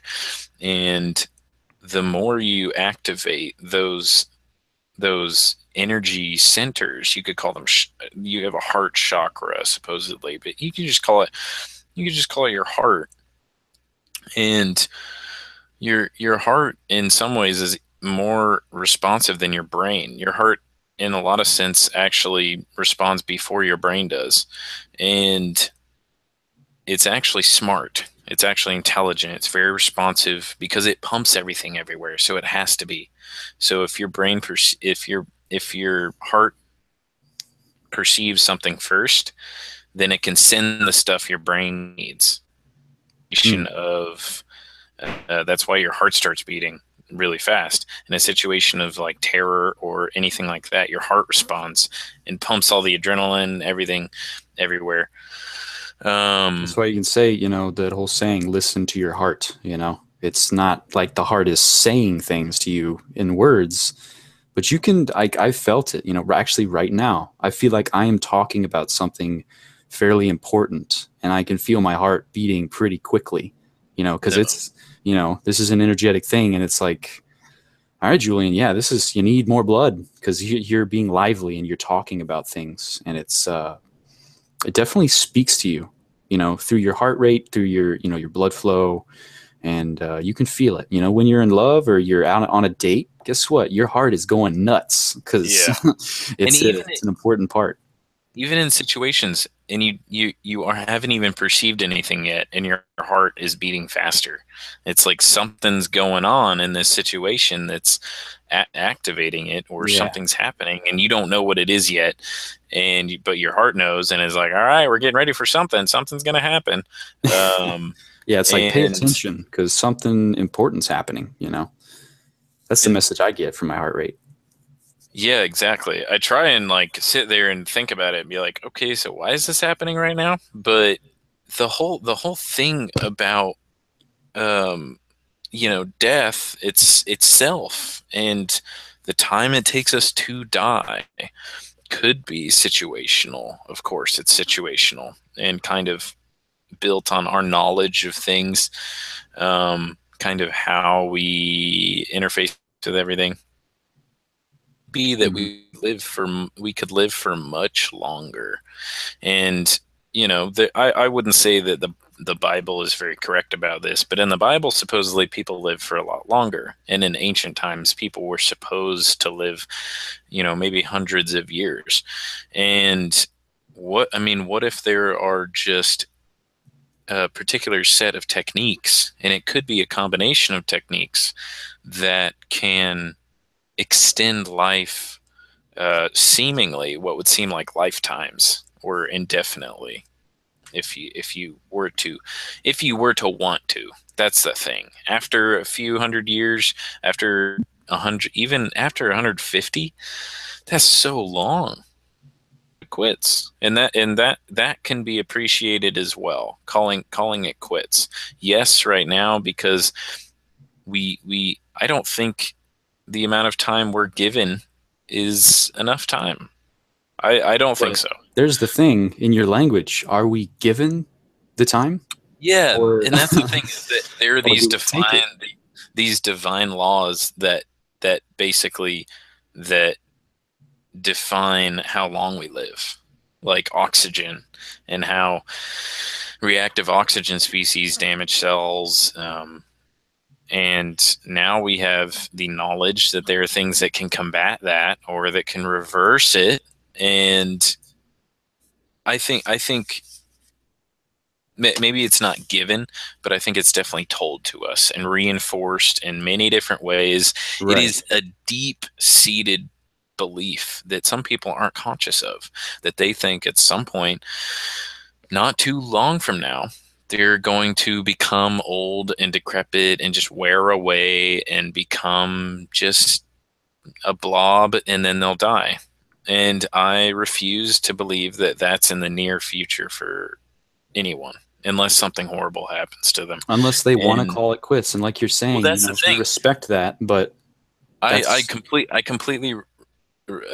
completely appreciate the attribute of life that is death, that is that is absolutely necessary for life to exist in almost all ways. It is the duality of existence. Death gives us the appreciation of the moment because we know it's fleeting and slowly wisping away, and how but I mean, transient life is. moments are passing by with or without death, though. It's like you don't need death to. I'm just kind of playing Well, devil's advocate here. You don't really need death to appreciate the moment because each moment dies. This but one if is gone. This one is gone. You know. but if there is no end to it, if there is no, maybe, well, not maybe not end, but if there is no transition into another form, how is there any point to doing anything if we don't ever, if, let's say, if we were, and maybe we are and can be immortal, and we're told we're not to, um we're told that we aren't immortal. What if we were? What why would we appreciate things? Why would we have pleasure? Because pleasure is only exists because that things are precious, and the only reason why things are precious is because things are transient. There's nothing that's eternal, at least in Is that our knowing. is that the only reason that things are precious? Because they decay and are Uh-huh. destroyed. I don't think that's the only reason that things are precious. You know. Well, it's definitely a defining reason, because I mean, why do you have so many, you're attached to a lot of things in life because you know one day they're going to go away. Right. So Yeah. you I feel you that. you assign value to things because they will eventually be gone. Well, a slice of pizza will, I'll experience that slice for only one moment, and then I eat it, and then it's gone. I appreciated that because in the moment, I do see what you're saying. I see what you're saying, but I'm just constantly like, I No, no, see this no. You're belief. just you're just challenging it, but Yeah. that's the thing, is eventual death. And maybe it's that we have a skewed view of what death is. Maybe It so. Because if we saw death as a transition into another life or a life form, because that's really all death is an energetic transference from this form that you take as Julian to something else that I don't think can really be traced specifically, but that your energy, your physical nature dissolves and then is transformed and transferred and transmuted into something else. So it could be that we're misinterpreting it and creating a value for it that we need to be immortal. Now, I'm all okay with extending life, and I'm also okay with people surrendering to the process of, degradation and decrepitude, or at least not being as active. Yeah, we Because all I got free think, will. Do what you want to do. yeah, I think there's beauty in striving to, or not striving, but submitting to be old, and then there's beauty in striving to be immortal. Because if you could get past 150 years old, uh, you're really awesome. Like that is badass. If you can submit all your desires for the future, all your wants and wishes, and submit to that, that also takes a good bit of courage to surrender and know that you are you aren't going to experience those years as what you are now, and that you're going to have to give up everything that you know and that you've figured out in this world, so that your energy can be given to something else, and so that something else can exist. And maybe you'll experience that transition, or maybe you won't. I don't know if it's what experience is technically, but if, I mean, that, and that's the thing, is that there's beauty in embracing that kind of release and that kind of surrender, Definitely. surrendering yourself to the elements. Uh, um, another thing is that that is really all we are. We're elements. We're basically a good portion of the periodic table mixed together. Like, it's, our experience is could be just a bunch of chemicals, and we experience that as experience. And whenever our physicality fades, we go back to being the elemental nature of reality in the universe. And that could be how it is. I'm not sure if that is how it's gonna be, because I mean, it doesn't sound that bad, like be going back to the 0 point, or like the basic It does. elements It of doesn't sound energy bad. in reality. It doesn't sound bad, but But one part of it that I I'm don't still like, attached to this guy. I still want, I you want to want be to around, create. obviously. Yeah, I want to be around, and I want to experience more here, and what this body can do, and what my mind can do, and what my mind and body can do for other people. Like, if I feel like going after the immortal would also be going after how much can be done with this thing Right. that Pushing you the call. boundaries. Yeah, pushing the boundaries, and once there are no more boundaries to get past, maybe that's a great time. Now, I don't know if there is infinite boundaries. Maybe there is, but maybe that's a good time. If you were to hit 250 years old and have lived basically what you could say is like 4 lifetimes, maybe you're tired of it and you're like, I don't want to push any more boundaries. I want to try out a new form. I want to try out a new But what if you could amalgamation. just transform yourself? Think of how much knowledge that you would accumulate over, as you say, multiple lifetimes. And how If you much were to belief not, you would have to have. right, and how much you would have to change. You're saying, you know, none of us knows exactly what happens in death, obviously, but let's say that what happens is Julian gets wiped clean. There is no Julian anymore. I restart as a pure, just blank slate spirit. Well, what if I don't want to do that? What if I just want to, compile information, blah, blah, blah, learn stuff about the world, see, push the boundaries. And you're saying, what if I want to, succumb to death and change forms? You do that, maybe, if that's what happens during death. But what I'm saying is maybe you can also do that transformation process as you are in life, Yeah. during So life, you part can of the you process. you could try and maintain Like, Julian to a certain extent through death. I mean, yes, you can what you're transform Julian as you go along and mold yourself. Like, I don't, what maybe I won't look like this in 200 years if I make it that far.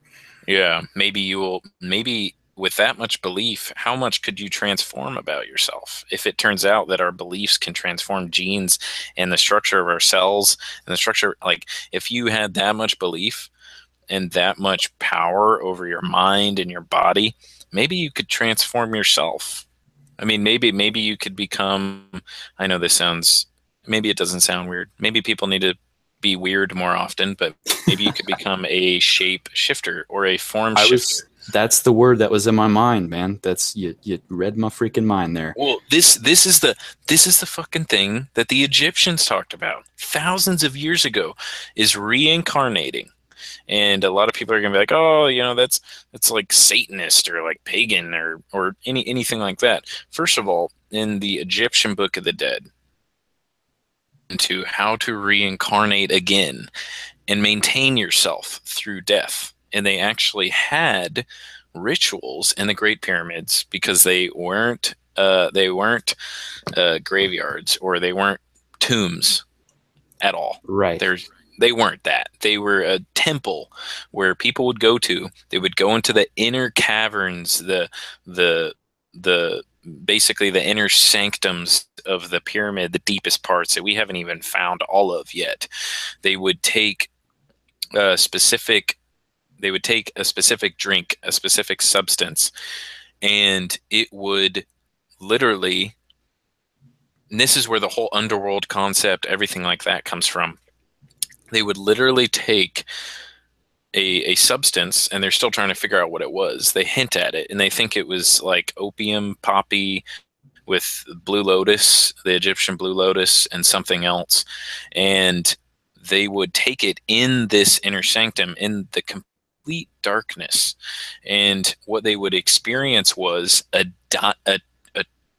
temporary dying experience where they wouldn't physically die, but they would die in the sense of they would experience what it's like to transition into the what you would call the afterlife, the energy realms after this.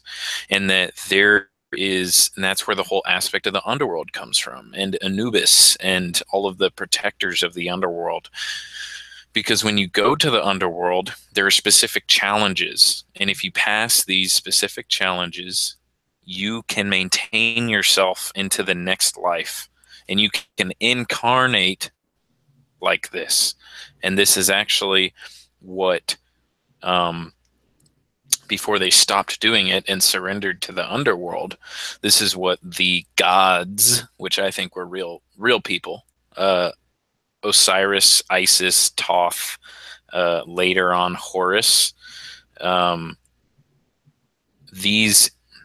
This is what Osiris would do. Thoth was actually said to have incarnated 3 times, which is what his name means.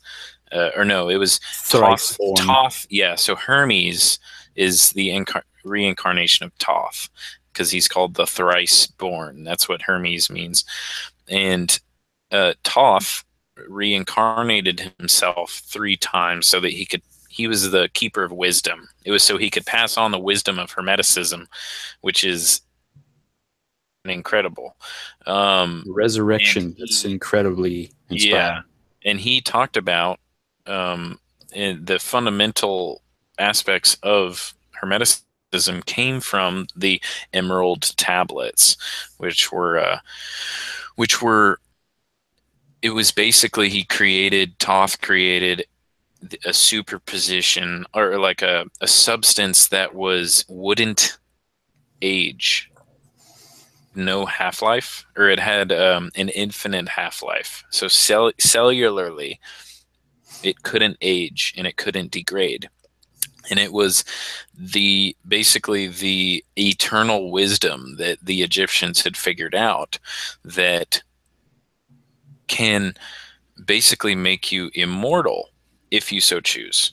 Not physically, but energetically, or I guess you could call it spiritually, but that they could control where they went as well, into what forms that they could go into whenever they were reincarnated. So not only could they get past the underworld, which is where you go to when you die and you're weighed on the scales of good and evil and your actions. And then not only that, but when you go to the underworld, you are displayed a huge feast. And you can't eat from the feast, because if you eat, they try and seduce you into the underworld, and they show you all these delectable items, women, food, all of these desires, these earthly pleasures. And if you submit to them, you're then trapped in the underworld. Well, I don't know. Trapped could be, I don't know. But you lose your identity. You become... You're in a matrix that's not actually part of the real reality. Well, that's how I'm interpreting it. it could be, or it could just be Julian's erased and you don't get to keep it, and then you are recycled back into the energies again. Right. It could be that way, yes. It could also be that way that you're talking about, where you're not allowed back into the matrix and you just exist, or not allowed back into the reality and you just exist in some weird world, or some weird... in a supposedly heavenly reality, but where you get things, but... Well, and it's the ultimate test, because your deepest desires are shown to you and said, this is what you can have here. And maybe Right. you can, but maybe then you're trapped inside of this eternal cycle of your desires. And basically it's trying to show that if you're strong enough and you can transcend the carnal pleasures, the carnal aspects of ourselves, then you can maintain your Mm. maintain your autonomy, in a sense, maintain your personality into the next life. And then they supposedly, again, I don't know if this is true, but they figured out how to then kind of steer where their next life was going to be. And it was said that Toth did this 3 times. And then from there, he went somewhere else. He incarnated somewhere else. And that he was going to incarnate again eventually. Mm. And it's very interesting, because that's another aspect of immortality in the sense of myth or legend. But in my opinion, I think they were onto something. Not that, besides the fact that the pyramids are still incredible and amazing and just inconceivable how they built them, or how that all that happened and why they built such massive pyramids. Some kind of inspiration drove that. There was something monstrous at the head, at the front of this. And in my opinion, Osiris, Isis, yes, they are astrological in one perspective, kind of metaphors, kind of like Jesus is the metaphor of the sun, like we saw in that Zeitgeist movie. But what I think is that they're astrological, but I think they were also real people, and that Same. Yeah. that honestly, and I think all the gods were actually real. And this is just something I think, because I think at one point there was a time when we were gods, and that we were not only not necessarily eternal, but that, and not necessarily had control over everything, but that we were able to be kind of super organisms, and that we could have super amounts of knowledge, and like Thoth was the keeper of wisdom, like could store years and years, and like conversations that were had thousands of years ago, like he could store so much information in his brain. Like, it could be that these things are now symbols that were once real and that were once concrete in reality. And I'm talking all of myth, that in some way there were gods at one point in time, and then there were some people who started to kind of become pastoral, and there were also people that existed that were not in the godly realm. So they were normal, everyday people, and they would see these beings that were super, and they would create these very creative interpretations of them that might not have been exaggerated, but that could mean, when Thor came down from the sky with his hammer of lightning, it could mean that he had an actual device that he created, or that someone created for him, that harnessed energy in some kind of way. And if you take it as not a directly literal interpretation, but as a loosely direct interpretation, then you can see that there are many possibilities that exist where these people might have actually been real. And there's no reason to think that they weren't, other than we don't think humans are capable of that. Right. That's where belief comes back in. But Yeah. let me go back a little bit, just to, you made me think of the Matrix quite a bit with what you were saying with the underworld, you were calling it, and how we're presented with our temptations. It makes me think of the scene. If anybody has seen the Matrix, if you haven't, you're not going to get this, but Go see it. Yeah, it's definitely a good movie. Lots of philosophical underpinnings to it, but Cypher, in one scene, Cypher is talking to one of the agents, and he bites into a steak, and they're in the Matrix, and he's like, ignorance is bliss, because he knows that that steak is not a real steak. It's a computerly generated steak. Yeah. And that made me think of the underworld and its temptations. Matrix, in my opinion, Yeah. is the underworld.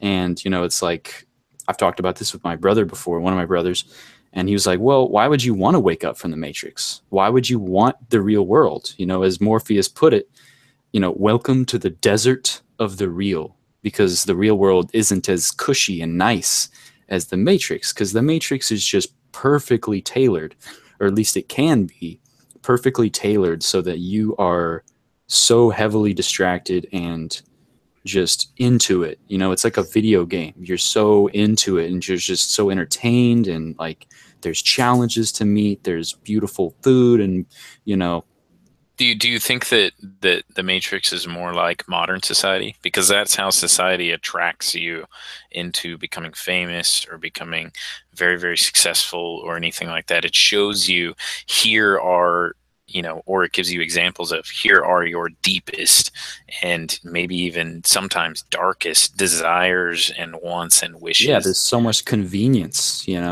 There's lots of convenience, and I'm not saying convenience is evil or anything.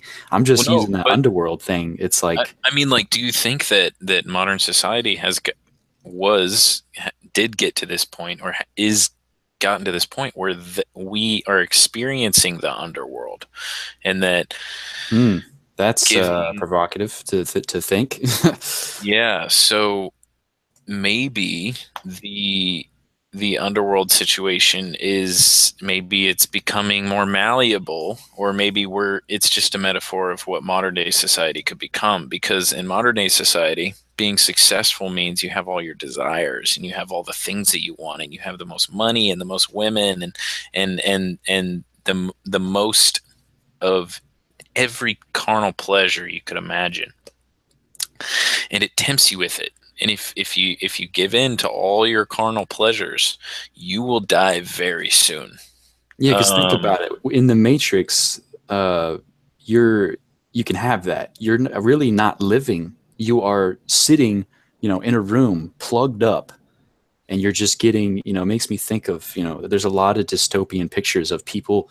They have VR headsets. They have like an yeah. intravenous thing that gives you all the nutrients you need. You never have to get up ever. You can just freaking play 24/7. It sounds nice, but then look at the reality of it. Look at yourself on the outside. You're sitting there. You're nothing. You basically are dead. Like that's maybe what death is. It's like you're so drawn into like the carnal pleasures, as you put it. Are you are You're you are you postulating that the virtual reality that we're going to create is the real hell or the real underworld? maybe so. I mean, that's kind of weird to think, though, isn't it? Because it's like all those pleasures, right? Doesn't it Yeah. sound heavenly? It's like that makes me think that's exactly what I'm saying. Because I mean, evil, bad things take to fully get you to nip you in the bud. They'll put on an image of heaven, put on an image of an angel. And that's the thing that I get to too, is that you can almost imagine it that way, because all the carnal pleasures, like real sugary foods. I don't think red meat is really bad for you, but that really super marbled, like industrial meat that's, you know is pretty nasty. Um, the Just all of the carnal pleasures after you've partaken in one, like let's say sugar, something very sugary, it ignites a part of you. Sugar has a huge effect on kind of like your, people get primal cravings for it, and if they don't have it, they just freak out. Yeah. And sugar, after you eat a bunch of sugar, you feel like crap, and you're like, oh god, like, why did I do that? Like, why did I eat that much fucking sugar? Like, why did I put myself in that situation? And it's the same thing, like after anything, sex or anything like that, afterwards you're like, you go back to feeling normal. Like you go back to, you're just left with it. You're like, oh, okay. So it's, our desires are temporary. And I think that's what is getting at, is that that could be the Matrix. That could be it, and that we get lured into all of these kind of excessitudes, like Yeah, it's like, excessive things. do you want this excessive pleasure all the time and just those intense highs all the time? Or do you want something steady and grounded and real, you know? Like my brother was saying, why would you even want to get out of the matrix? If it's so pleasurable, why do you even want to escape? Why do you even want to see the real world? I don't know. There's something in me personally that wants what's real. There's a lot of people on earth like this, I'm sure, that want the truth, more than a comforting lie will take a less exciting or stimulating truth. But to me, Yeah, I think, the real world is where it's at. Just the real yeah, steady, real connections, like intimate, actually eating real food. I'm terrible with this. I eat fast food all the time. That's Matrix food, man. yeah. Well, That's, and that's another thing is the Matrix is almost guaranteed. The Matrix is guaranteed to give you pleasure, but this other thing that we call the real world, or that you would call nature, isn't guaranteed. It's unpredictable. It's almost inconceivable. with fast food, that's very predictable. I get a taco. I know it's going to be pretty much the same. But if I make my own tacos, it'll be You don't know. healthier. It'll be nicer, more sustainable, maybe. But sometimes I screw up the recipe Yeah. because I'm human, It's like, I see exactly what you mean by that, man. Yeah, because it's almost like you're guaranteed what you're going to get. And that's why when people don't at a restaurant or somewhere else, they freak out because they're like, this isn't the Matrix I bought. This isn't the Right. Matrix I bought into. I want the Matrix. I don't want your real your real food. I want that fantasy kind of food that looks all cool and crazy and weird and colorful. And it's because people are heavily dissatisfied with the real world, and that's why they give into this fantasy world. Because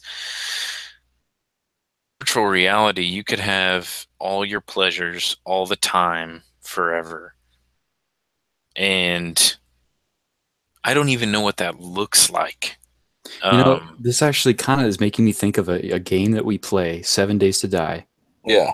My friend Cody, he knows how to, well, I know how to do it too, but you have this mode where you can create anything and everything you need.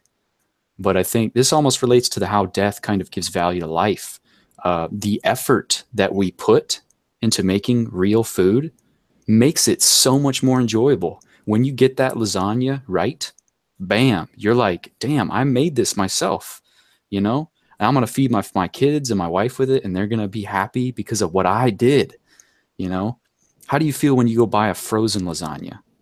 Yeah. You just threw that in the oven and they're like, oh man, this is good. And you're like, yeah, well, thanks Stouffer's for it. It's like, Yeah. it's not real. It's a real food, obviously, but and I'm not meaning to like put down frozen food. It's great stuff, but No, I'm no. just It's very convenient. it's an illustration of, the Matrix thing. It's do you want, like in 7 Days to Die, this game, do you want to be able to just have everything at a whim? Or do you want to actually put some like have to go through effort to build your house, to get your food, to, you know, it's very seductive because it's like if I could have a house just pop up for me, I honestly, it's really tempting to have that instead of me going cutting down trees, making all the lumber into usable house making materials, But building it, going what through if all that that labor. that thing you just said is a specific part of why we don't live very long? Maybe so. Maybe we'd live longer Because if we built our own houses. think about it. Think about it. All the people in the Bible and things that lived to be like 500 years old, they made everything. So if they needed to build their house, they chopped down trees, they cut it up, they made a house, and then they lived in it. And we can go And then into they went, specialization with that. If I don't yeah, know how to do it, I'm going to go. It's convenient to go find somebody that already is very well versed in carpentry and they know how to lay out something, obviously. But that's very real still. You're not just.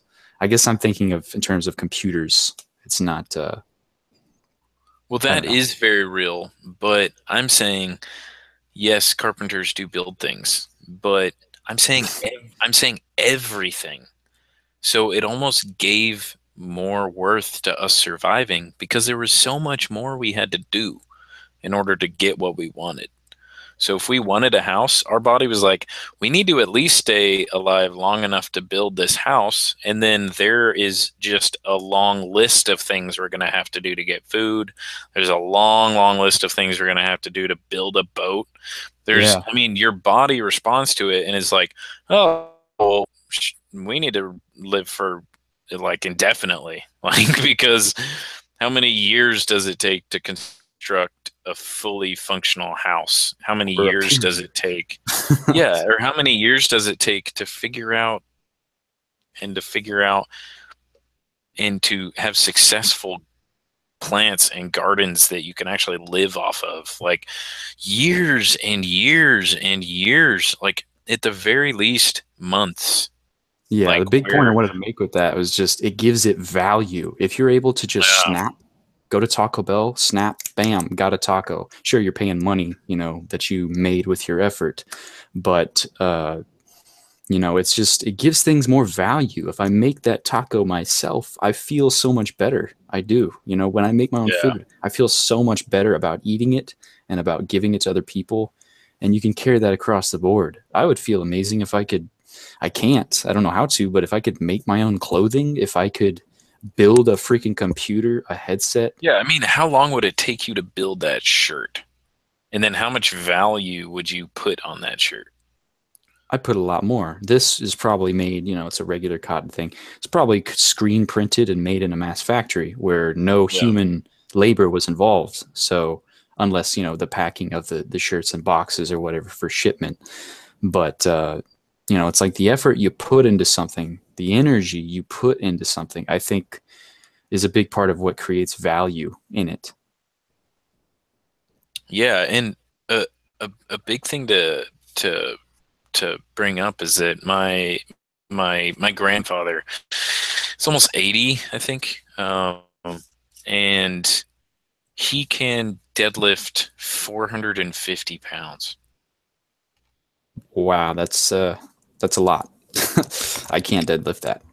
Yeah, one of the defining factors of his life was he was a carpenter and he literally does everything by hand. Now I'm not saying that my grandfather's gonna live forever, but he's probably gonna outlive most of people in general. I mean, yeah, he's not in peak physical condition, but a lot of people don't live to be 80, first of all. A lot of people die when they're 60.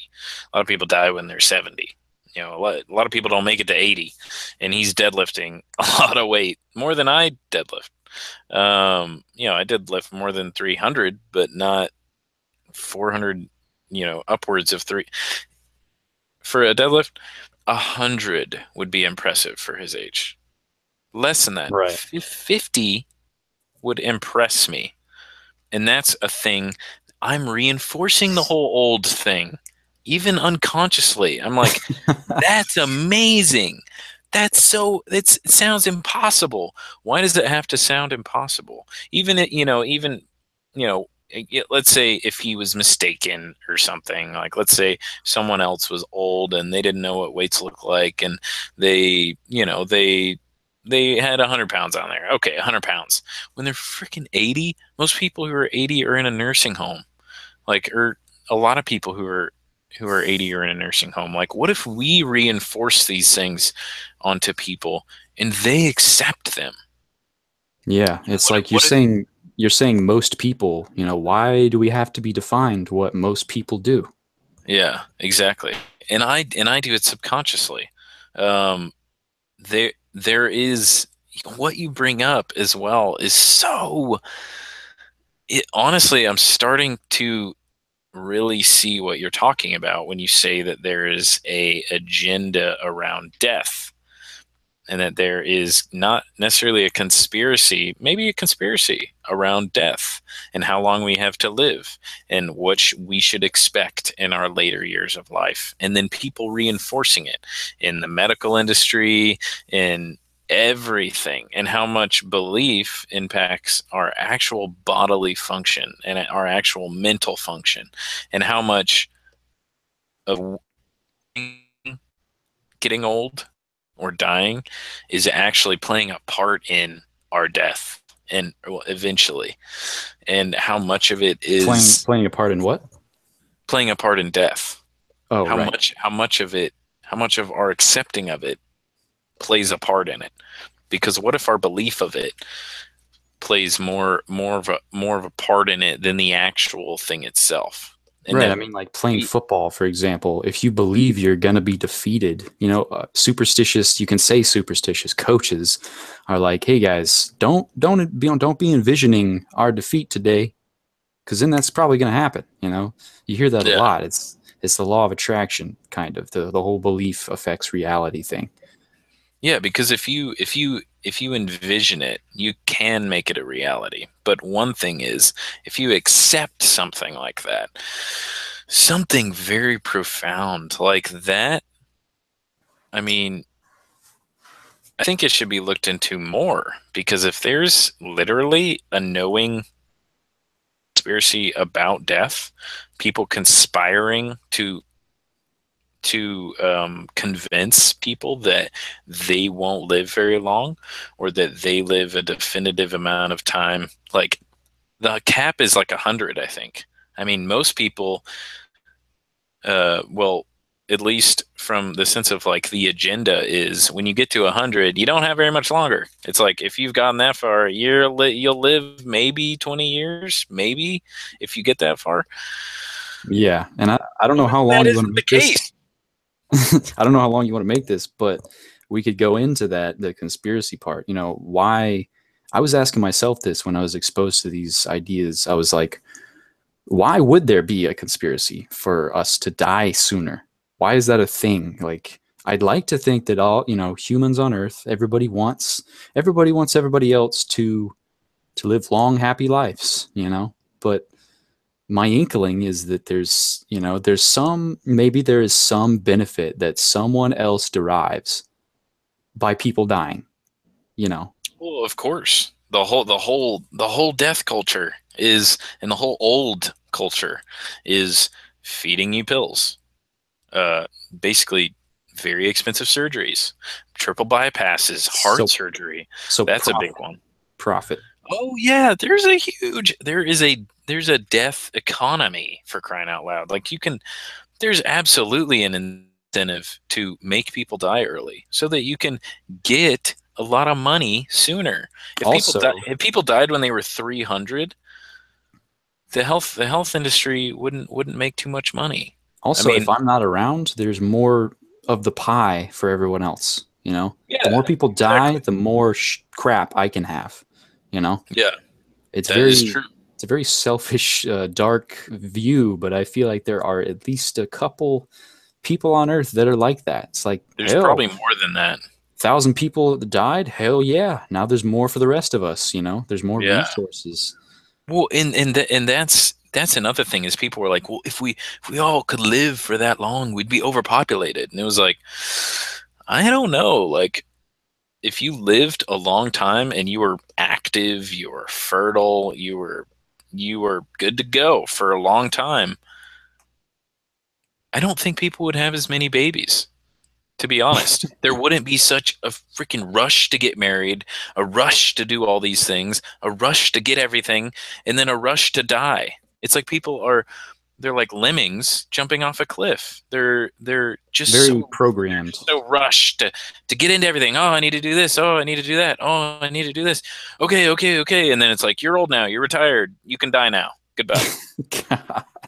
Like Yeah, when it's you retire, and I know your dad is retired, so I'm not saying retired people are this way, but that the government very much is like, get a job, get a job, get a job. Okay, now retire. Okay, now go die. Right. Go find somewhere. They have a program that they'd like you to follow, you know. Yeah, it's almost like there's it's like a program. Like you get in and you're like, okay, so this is about how long you're going to spend here, in this place called adulthood, and in this place called society. So whenever you turn 20 or whenever you turn 18, you're going to go out to get a college degree, and then after that, you're going to get a job, and then when you turn around 50 or 60, if you're smart and you've raised enough money, you can go die. And it's like, Yeah. okay, like I And don't, with the whole I'm not saying school is bad or retiring is bad or any of those things. What I'm saying is like there's such a pressure on it. There's such a pressure on doing everything so fast. And I think we've created a system where there's so much pressure on doing everything because of death. Because it's this far away, and you need to get, if you're going to get that far and you're going to make an impact, you have to do these things because you you don't got to have do it much real time. quick. Time is ticking. Time is ticking. Time is ticking. Right, it goes into that belief thing. If you actually believe that that you can live for real long, you don't have to rush. Take your damn time. Do everything slowly, beautifully, and really, think about your decisions, Don't procrastinate, but Yeah. think about what you're doing, Think about your vision, what you want to do with your time here, and, don't be all rushed. Don't just jump into a program because that's what people do, you know. Um, and going back to the depopulation thing, I saw a post on my Facebook recently. Um, kind of, there's a picture. It was a joke, but I was triggered by it, and it was saying, "Oh, it's good that." Trigger. Oh, I'm triggered. I'm triggered. No, it was a picture of a person smoking, and it was like smoking is good for the earth because it kills humans. And that right there, it triggered me Wow. because I see that a lot in a lot of places that humans are bad. Humans Mm. destroy the earth. And granted, I know there's fracking, there's a lot of bullshit around that is hurting the earth terribly. And yes, we kill each other, we're violent, but don't, there's this thing that almost wants us, the conspiracy people, I don't even know who to say. There Um, definitely is a they. they It want exists. they want us to think that humans are inherently evil, greedy, and destructive. And I hate seeing that because that's saying I'm evil, greedy, and Yeah. destructive. And sure, I am Well, sometimes, but that doesn't we define can me. be.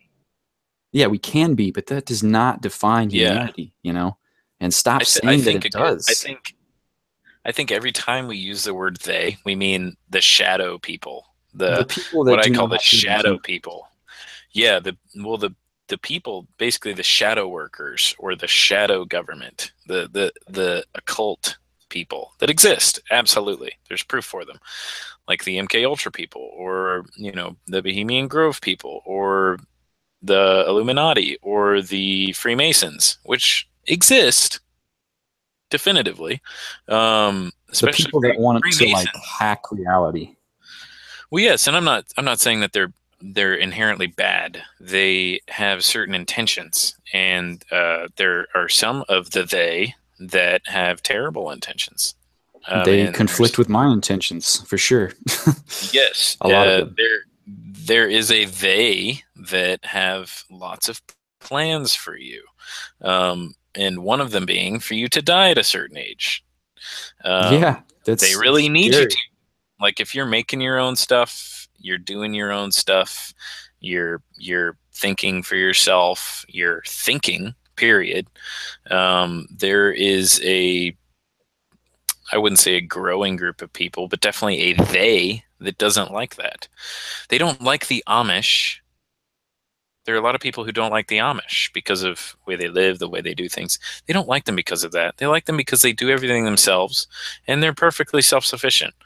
And they come up with all these excuses like, oh, you treat kids horribly and you don't, you know, give them access to reality. And it's like, what reality are you talking about? They make all their furniture, they make all their stuff, they farm, They're completely self-sufficient. Why do they need to go to fucking high school? Why do they need to use Or, cars? Why do they or need why to have why do they computers? why do they need a higher education if they're self-sufficient and they don't even need electricity barely? They do it, some of them, the nicer ones, the nicer standard ones, I guess, that are more modern, they have washing machines, but they're powered by like generators and they only work like once a week. They're like the greatest people, all active, they all live a long time, they're all pretty darn happy, they're connected to the earth, and everyone makes it. There's so many people who make such a big deal out of it and try and make their kids go to school, and it's like they're trying to they're trying to bring them into the system and be like, we're okay with this system and we like it, so you need to be a part of it so that we can feel better about being in this kind of like Yeah. death spiral that happens where you're just in a spiral and you go down forever. And it's kind of the same thing with marriage. There's also a weird thing about marriage where everyone says it sucks after you get married, but everyone's so excited to get married. Now, I'm not against marriage, but every movie I see is about marriage sucking and about being with Yeah. someone the rest of your life sucking. The old ball and But chain. yeah, but it's so, yeah, the old ball and chain, like you're their prisoner. Like what the So heck? that's what defines marriage. Yeah. I'm another person's slave forever. Like how is that, I would love to get married one day, but And they how say that is as a joke, but there's also a little bit of like no, there's a lot of seriousness behind it. Yeah, there's a lot of truth behind it. And people like say it and they're like, "Oh yeah, basically you lose all your autonomy and then you have kids." Like, "Oh, like it's out of your control." Like everything after that is just a spiral into death. And it is something that, and I'm not saying all people are like this. Plenty of people go outside of this agenda and go outside of this belief and do other things and become more and become great. Like that Cameron Haynes guy who's 50 years old and runs ultra marathons, literally runs 200 miles. Like he runs for almost a week. Like, Jeebus. and he's fine. He's been to a doctor and they're like, "Yeah, your bones are fine, your knees are fine. Like, just keep doing it forever and you'll be okay." And it's like there are a lot of people who do go outside of this system, but and people appreciate that. They go, "Wow, that's so awesome." I don't want that to be awesome. I want that to be fucking normal. I I, I see what you mean. I want it to be like, "Oh, cool. Like another person doing what I do." Now, I'm not saying everyone should run ultra marathons, but there's a growing consensus that it's time to shed that kind of perception about yourself, that you have limits and that you're going to become old and decrepit and terrible and everything's going to suck and you're going to get married and have kids and fucking hate yourself and just be in a downward spiral of death forever. And that is in the process of being overthrown and being like, actually, we're going to take our lives back and you can go fuck yourself. Because I'd like to see that more of that. I yeah, and I do, thankfully, and I am, but it's there is definitely a there's definitely a shadow institution that wants people to do that because it's very economic. It fits into the narrative. It creates a story. It creates a narrative. It creates this comfortable this comfortable path you can walk. Oh, all my decisions are already made for me. I went to high school. I went to the career fair, and they told me I could be this, and now I'm going to be this forever. I'm going to get married, have kids, and then I'm going to go on a downward spiral of death and die. And yes, there's, I'm sure, opportunities for plenty of wonderful things to happen in between, but some people don't want their life outlined for them like that, including myself. Some people don't want that. Yeah. But it's almost the only thing available. At least when I was in high school. High school gets you ready for a job. It doesn't get you ready for a career, which is what you need. And even college, in some respects, I haven't gone to a 4-year university yet, but I've heard a lot of things about 4-year universities, and a lot of it doesn't prepare you for what's out there. And it's like, all right, well then why am I going? You know it, what I'm going to take from it is how can I change it for the future? Um, but it's like you go to high school to get a job, not create a career, not become financially independent, not become successful, but to conform into a job because that's what we need you to do. We need you to get a job so that the economy can stay around. Yeah, I mean that's a big Like, motivation for getting an education is so you can have that piece of paper and you can, be more of a shoe-in in one sect, yeah, one industry or another. yeah, More easily be able to make a living for yourself. But I think yeah, it should be, not that all students don't have this. Many of them, I'm sure, do. But a big reason for you to want an education should just be you want to learn about people, about the world, about your biology, about, the economic system. You just want to learn about the world. But that is yeah, a lot of people's main, like, sole reason for getting an education is I'm going to make more money because of it, which is yeah. not bad, but And that isn't bad because there's people have a certain standard of living, and I certainly do. And it affects how I buy things, it affects how I do everything. And there are some jobs that allow you to have a certain standard of living, and that's great. That's fine. But the thing is that there's not much room for other things to happen, for other areas to expand when you're in that kind of structure or in that kind of agenda. Because there's definitely an agenda, uh, and when you're in that kind of space, it doesn't create an environment that's going to make an autonomous human being later. It's going to make a human being that's very able to conform and submit to other people's plans. And in right. some in If some you don't have a respect, plan, somebody else does. yeah. And again, there's nothing wrong with being submissive.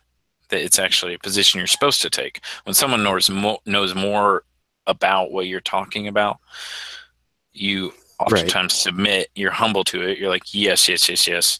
And then after you've learned what you need to learn, you go, okay, now it's my turn. Like now I'm going to make something of it. Now I'm going to make something of it. But that isn't taught. The making something of it yourself isn't taught. The submitting and surrendering to information and just absorbing things is, but then the projecting it and creating something out of it isn't there at all. And it frustrates me. They show you how to get a job, but they don't show you how to turn that job into a career that lasts forever. They some schools kind of prepare you for it, but it's not that way for the most part. And it certainly needs to become that way because if we're going to have, no, you don't have to want to live for 200 years, but I would love to. It'd be awesome. And I'm going to make those 200 years awesome. But I mean, that's the only way you're going to want to live long is if they're awesome years, well, yeah, and there's no specific way it would be awesome, but this this thing that we're talking about, like the almost like reverting back to what the gods were. Um, I feel like I feel like that's becoming more of a thing. I don't know. Being more alpha. Being an alpha human or something like that. Yes, let's work on becoming more awesome. Yeah. So some people don't want to, and that's okay. I don't know why they would not want to become better, but that's their thing. We If all they don't got want free will. You know, you're not a bad person if you don't, if you just want to stay as you are. You're not necessarily a bad person, you know? to, dude, you know one thing we should do? We should make a documentary about the death culture. That would be interesting. I kind of feel, I mean, a big part of me being exposed to all that information, there's a particular YouTube channel that I've kind of stumbled upon, I'll say. Um, it's Flying Rainbow Lasagna. It sounds Oh yeah. really weird, but yeah, I would love to have her on here actually and just ask her some questions because she's an interesting lady, to say the Yeah. least. She's very. Her name's Aurora, I think. Yeah, Flying Rainbow Lasagna. Look up that channel. She says like you're gonna see some crazy colors. Like she's an artist. She has insane artwork behind her on every video. And you know, the flying rainbow lasagna is actually it's a sculpture that she has, and it portrays a certain it's a movement, it's a dance that your cells do. It's very weird. I'm not going to go super into that, but Well, you know, what is that's another talk, I think. what is her general thing about what you were talking about? Because Well, in respect to the death culture, because I know she talks about death a little bit. without I don't want to go too far into that because again, I think that deserves its own podcast. Yeah, that's true. But That's she just kind of goes into that there is, you know, things that want us, you know, you can say demons, you know, you can say whatever, you can just say shadow, as you said, shadow organizations that kind of want us to believe that we must die. And I just thought that was revolutionary because, you know, I believe that we kind of have to die. That's still a belief in me. It's like immortality. It's a seductive idea. So that's what attracted me to her. And she talks about that intensely. And she talks about, you know, one way that you got to avoid death is intuition. You can say your third eye, your imagination, being able to look. It sounds like a superpower because it kind of is, but being able to see what would be safe to do and what would not, you know, being able to see, oh, if I cross the road right now, that semi is going to crush me. So let's not walk down that timeline, you know? If I keep doing this, I'm going to end up down the road committing suicide. So let's do something different to make it to where I don't do that. You know, it's being able to see those things before they come.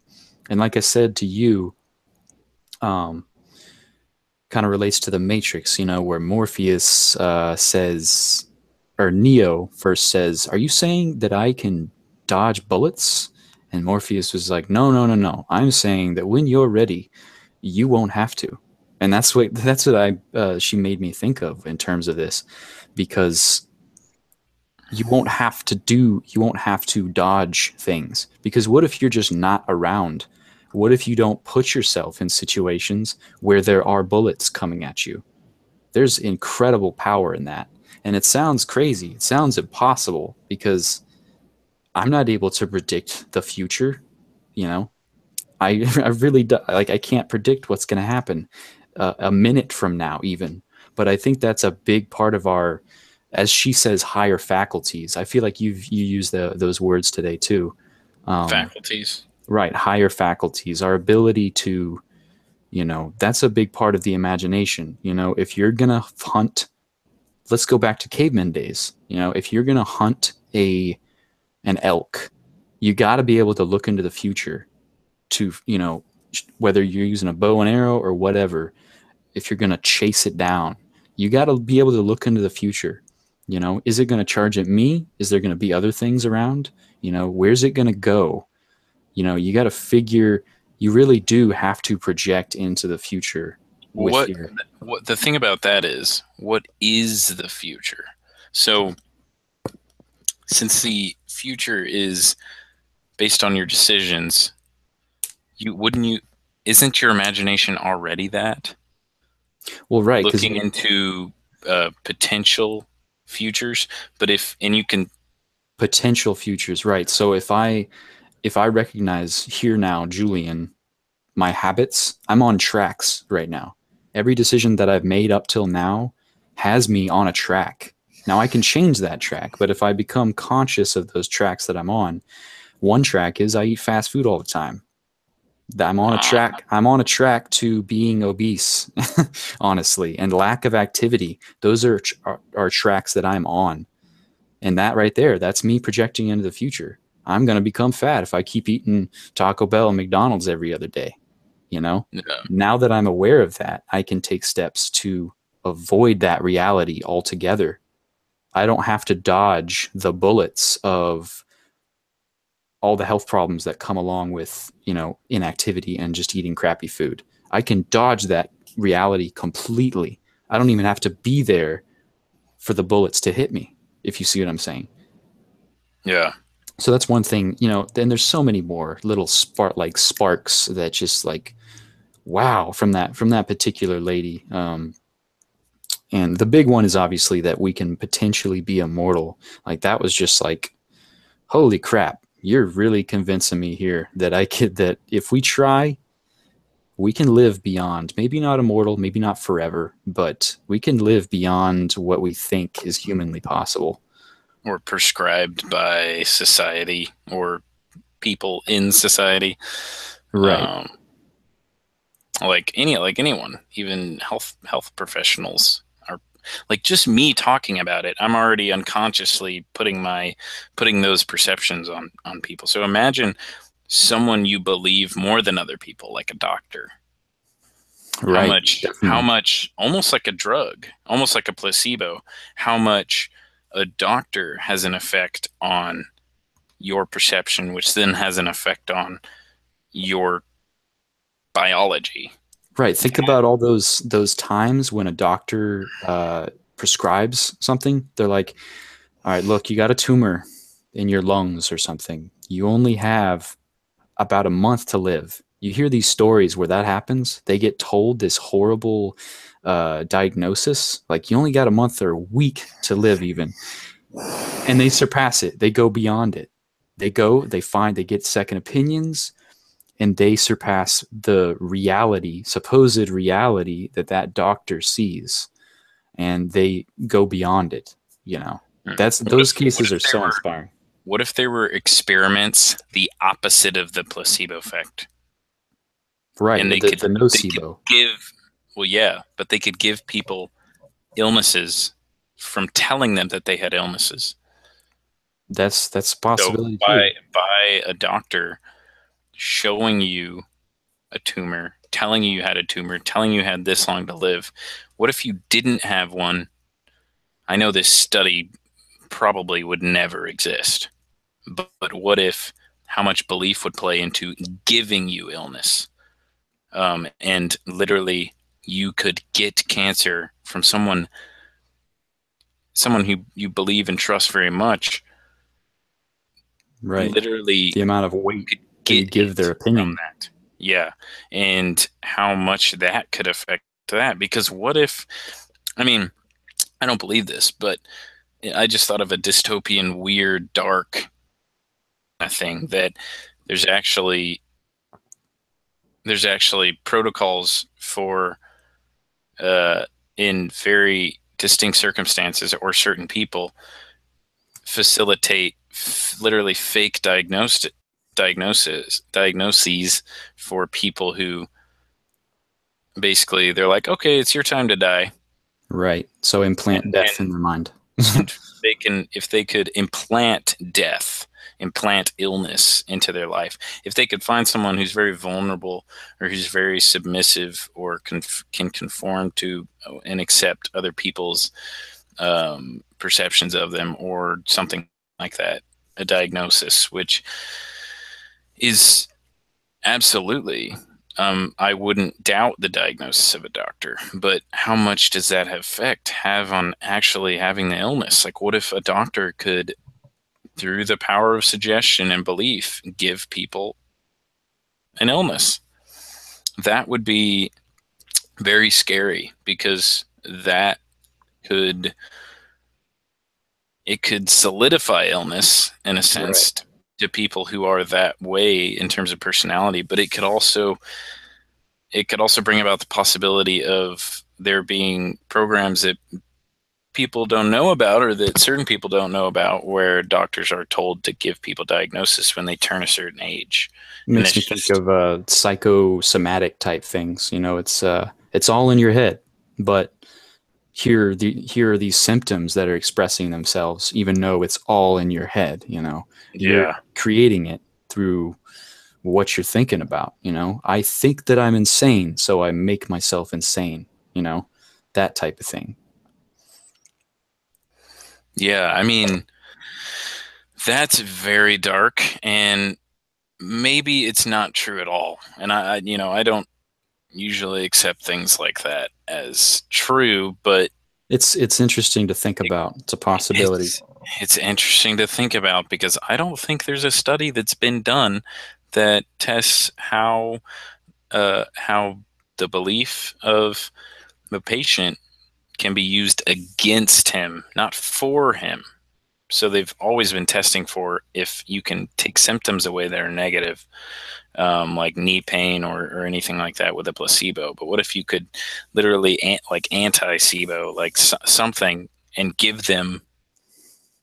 Is it called the nocebo?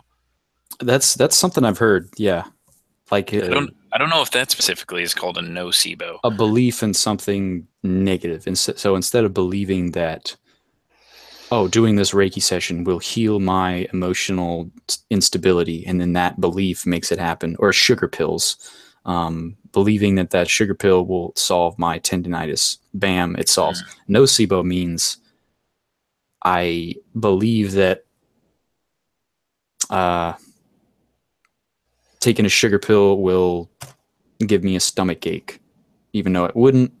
That belief's going to make that negative outcome happen. Yeah, like how much? Like I used to tell myself that I get car sick. Um, Ah, I would used to tell myself, and I would say it a lot. I'd be like, yeah, I would mention it when I was a kid that I get car sick, and I would get car sick all the time, and now I don't get car sick. I think it might be. I almost want to like go into how many things I believe, and and some of that, I mean, some of it might just be the reality of the situation. It yeah, has of nothing to do course, with your belief. But of course, I'm not going to put it past me that that can happen with a lot of different things. I believe yeah, this certain type of food gives me a stomach ache, but then once I stop believing that, then it's like, oh, I'm fine now. yeah, and I certainly wouldn't want to trivialize doctor diagnosis and Oh no, basically not at be all. like a doctor diagnosing you makes you more sick. But if that's, I mean, if the case is the, the position that doctors are in and the way that perception works in conjunction with the mind and symptoms and illnesses and things like that, what if it's does have a huge effect, and that would mean that we're going to have to restructure what doctors do about it and how they go about it, how they talk about it. I mean, basically everything. And Because it's like with whenever you get a terminal diagnosis, it's like how long do I have, doc? Like you ask them how long do you have, and in your brain it's like okay, yeah, like it's like you tell me how long I it's like have. all right, I got you. We're gonna start shutting down. We're gonna do things on that timeline now because that's someone you trust. Like Hmm. it would be the same trust as if I was like, this is a painkiller, but it's really a sugar pill. And I was like, this is a hydrocodone, but really it was a sugar pill or like vitamin C pill. And um but it's funny because sugar has pain relieving effects. Right. It's just Yeah. funny. Maybe it's not enough sugar. I don't know. But I think it's just hour, then maybe that would work. But With this belief Anyways, thing, you can apply it to the whole collective. As I was bringing up earlier, there's these people that believe that humans are inherently greedy and evil. And yes, we are sometimes, but if you keep telling yourself that, if you keep making memes that portray that, like, kind of making a joke about it, oh, humans destroying the earth. It's like, if we keep saying that, we're going to start believing that that's human. That's what makes us human, everybody. We consume, we hurt each other. We destroy. We're going to destroy the earth. It's like that belief, just like the doctor's diagnosis, it's going to drive us to the apocalypse. That's what I think. It's like, it's going yeah, to drive us into that reality where we all are just horribly evil and greedy and terrible to each other. I like to celebrate the moments where humans are not like that. The moments where somebody sacrifices themselves for somebody else in a moment of need. Somebody that helps somebody else. There's those beautiful moments that happen, and it's like you see on the news, you hear this everywhere. There's tons and tons of negativity on the news. You see murder, you see rape, you see war.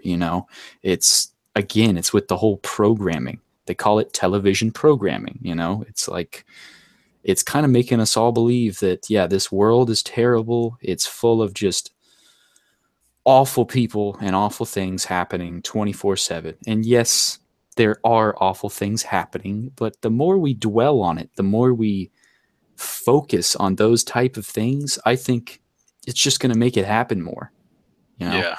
One thing that I see a lot is people will post something and say, "My faith in humanity is restored," or Yes, something that like type of that. thing. It's like one of what like why does it need restoring? Like who are you around usually? But Well, it's also because they like see shitty where do people you everywhere. well yeah, but also the media. Like where do you get your information? Because in every circumstance in life where I have needed help, there are people there immediately. I remember I saw a car accident, like a head-on car accident one time, and me and my girlfriend were there. We were driving by, and we saw it happen in front of us, and everyone stopped. Everyone got out of their cars, and these were strangers. They ran to the car and tried to get the door. Like one guy was trying to rip the door off. This was a random dude, Yeah, see, like let's random. let's propose, or let's put forward those people as ideals for humanity, Yeah, and it's Let's say it's like that's defining. yeah, with Hurricane Harvey and everything.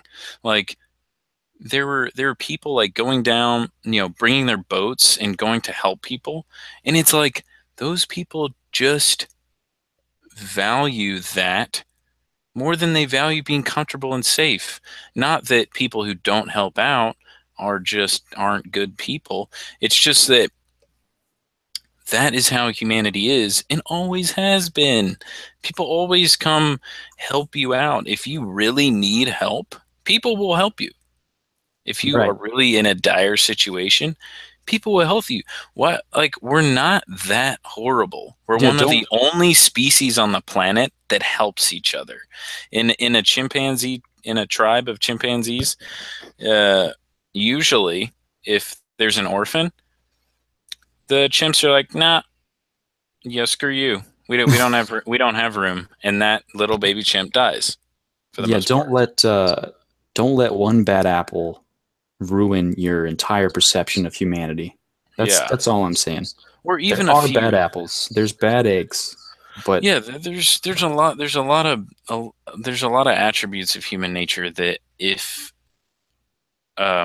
become excessive or if are active too much, become toxic. Of course, become harmful. Yes, if we're too aggressive, it can be harmful. If we're too giving, it can become harmful. If we're too positive, it's unbalanced.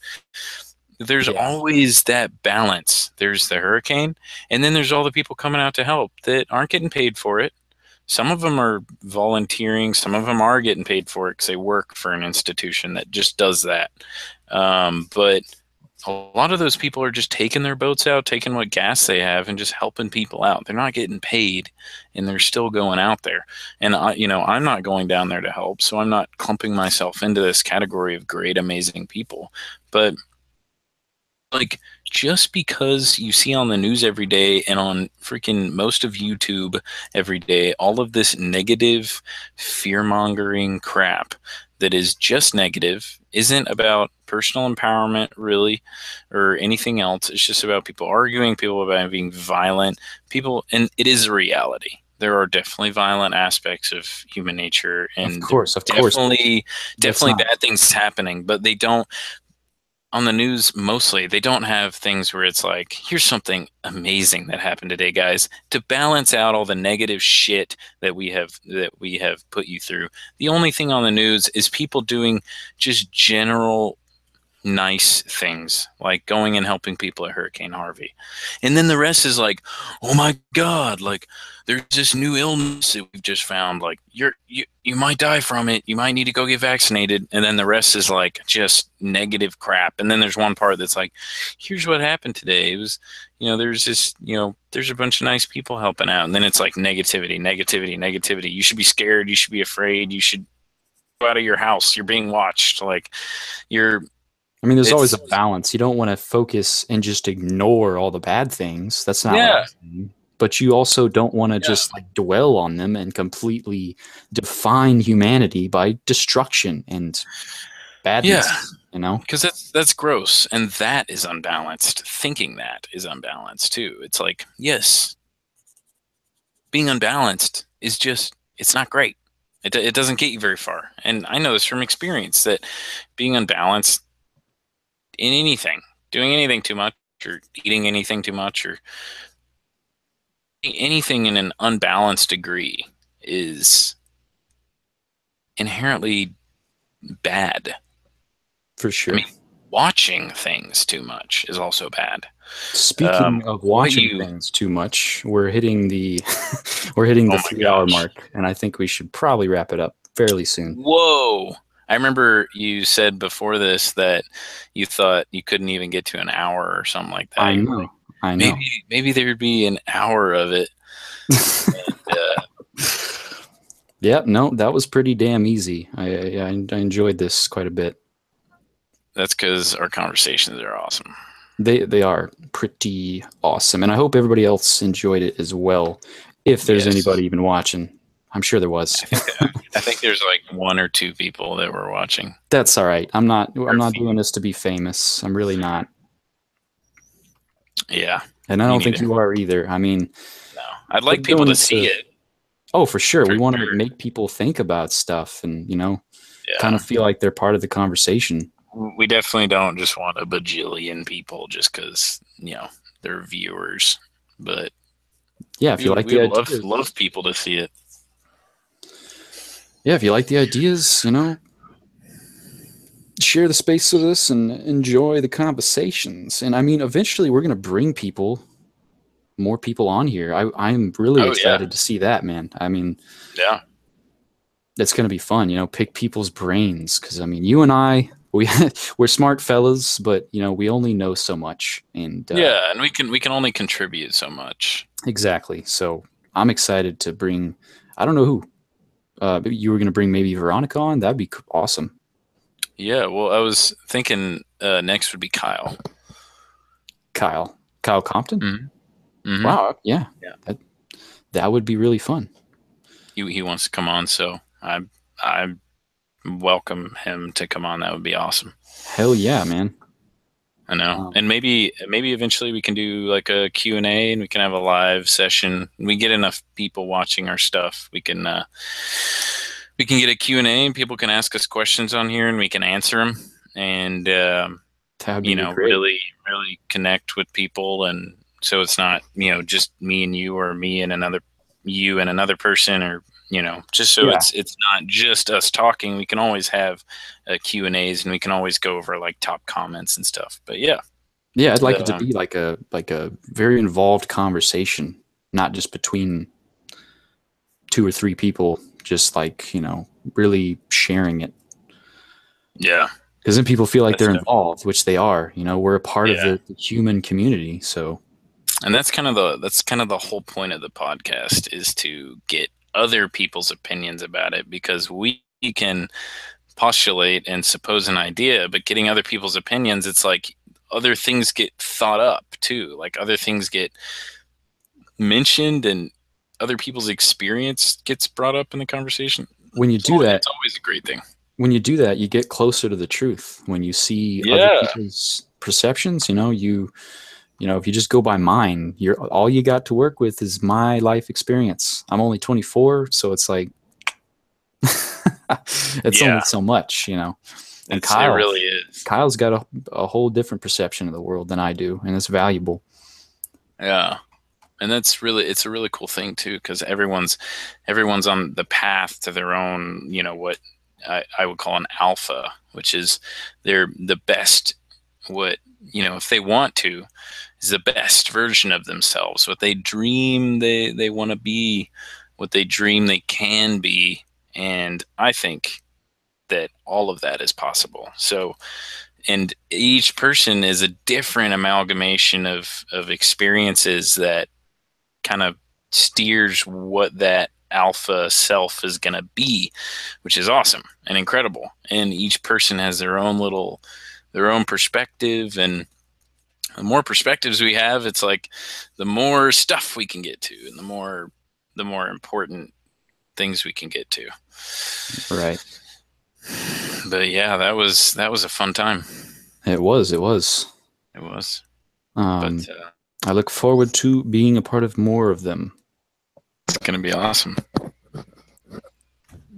All right. Well, see you guys later. Make sure to check out the first podcast if you haven't already, and also check out, we have some vlogs on there as well, talking about some cool topics. Feel free to leave comments and everything. But yeah, and until next time, Toodles, people. peace.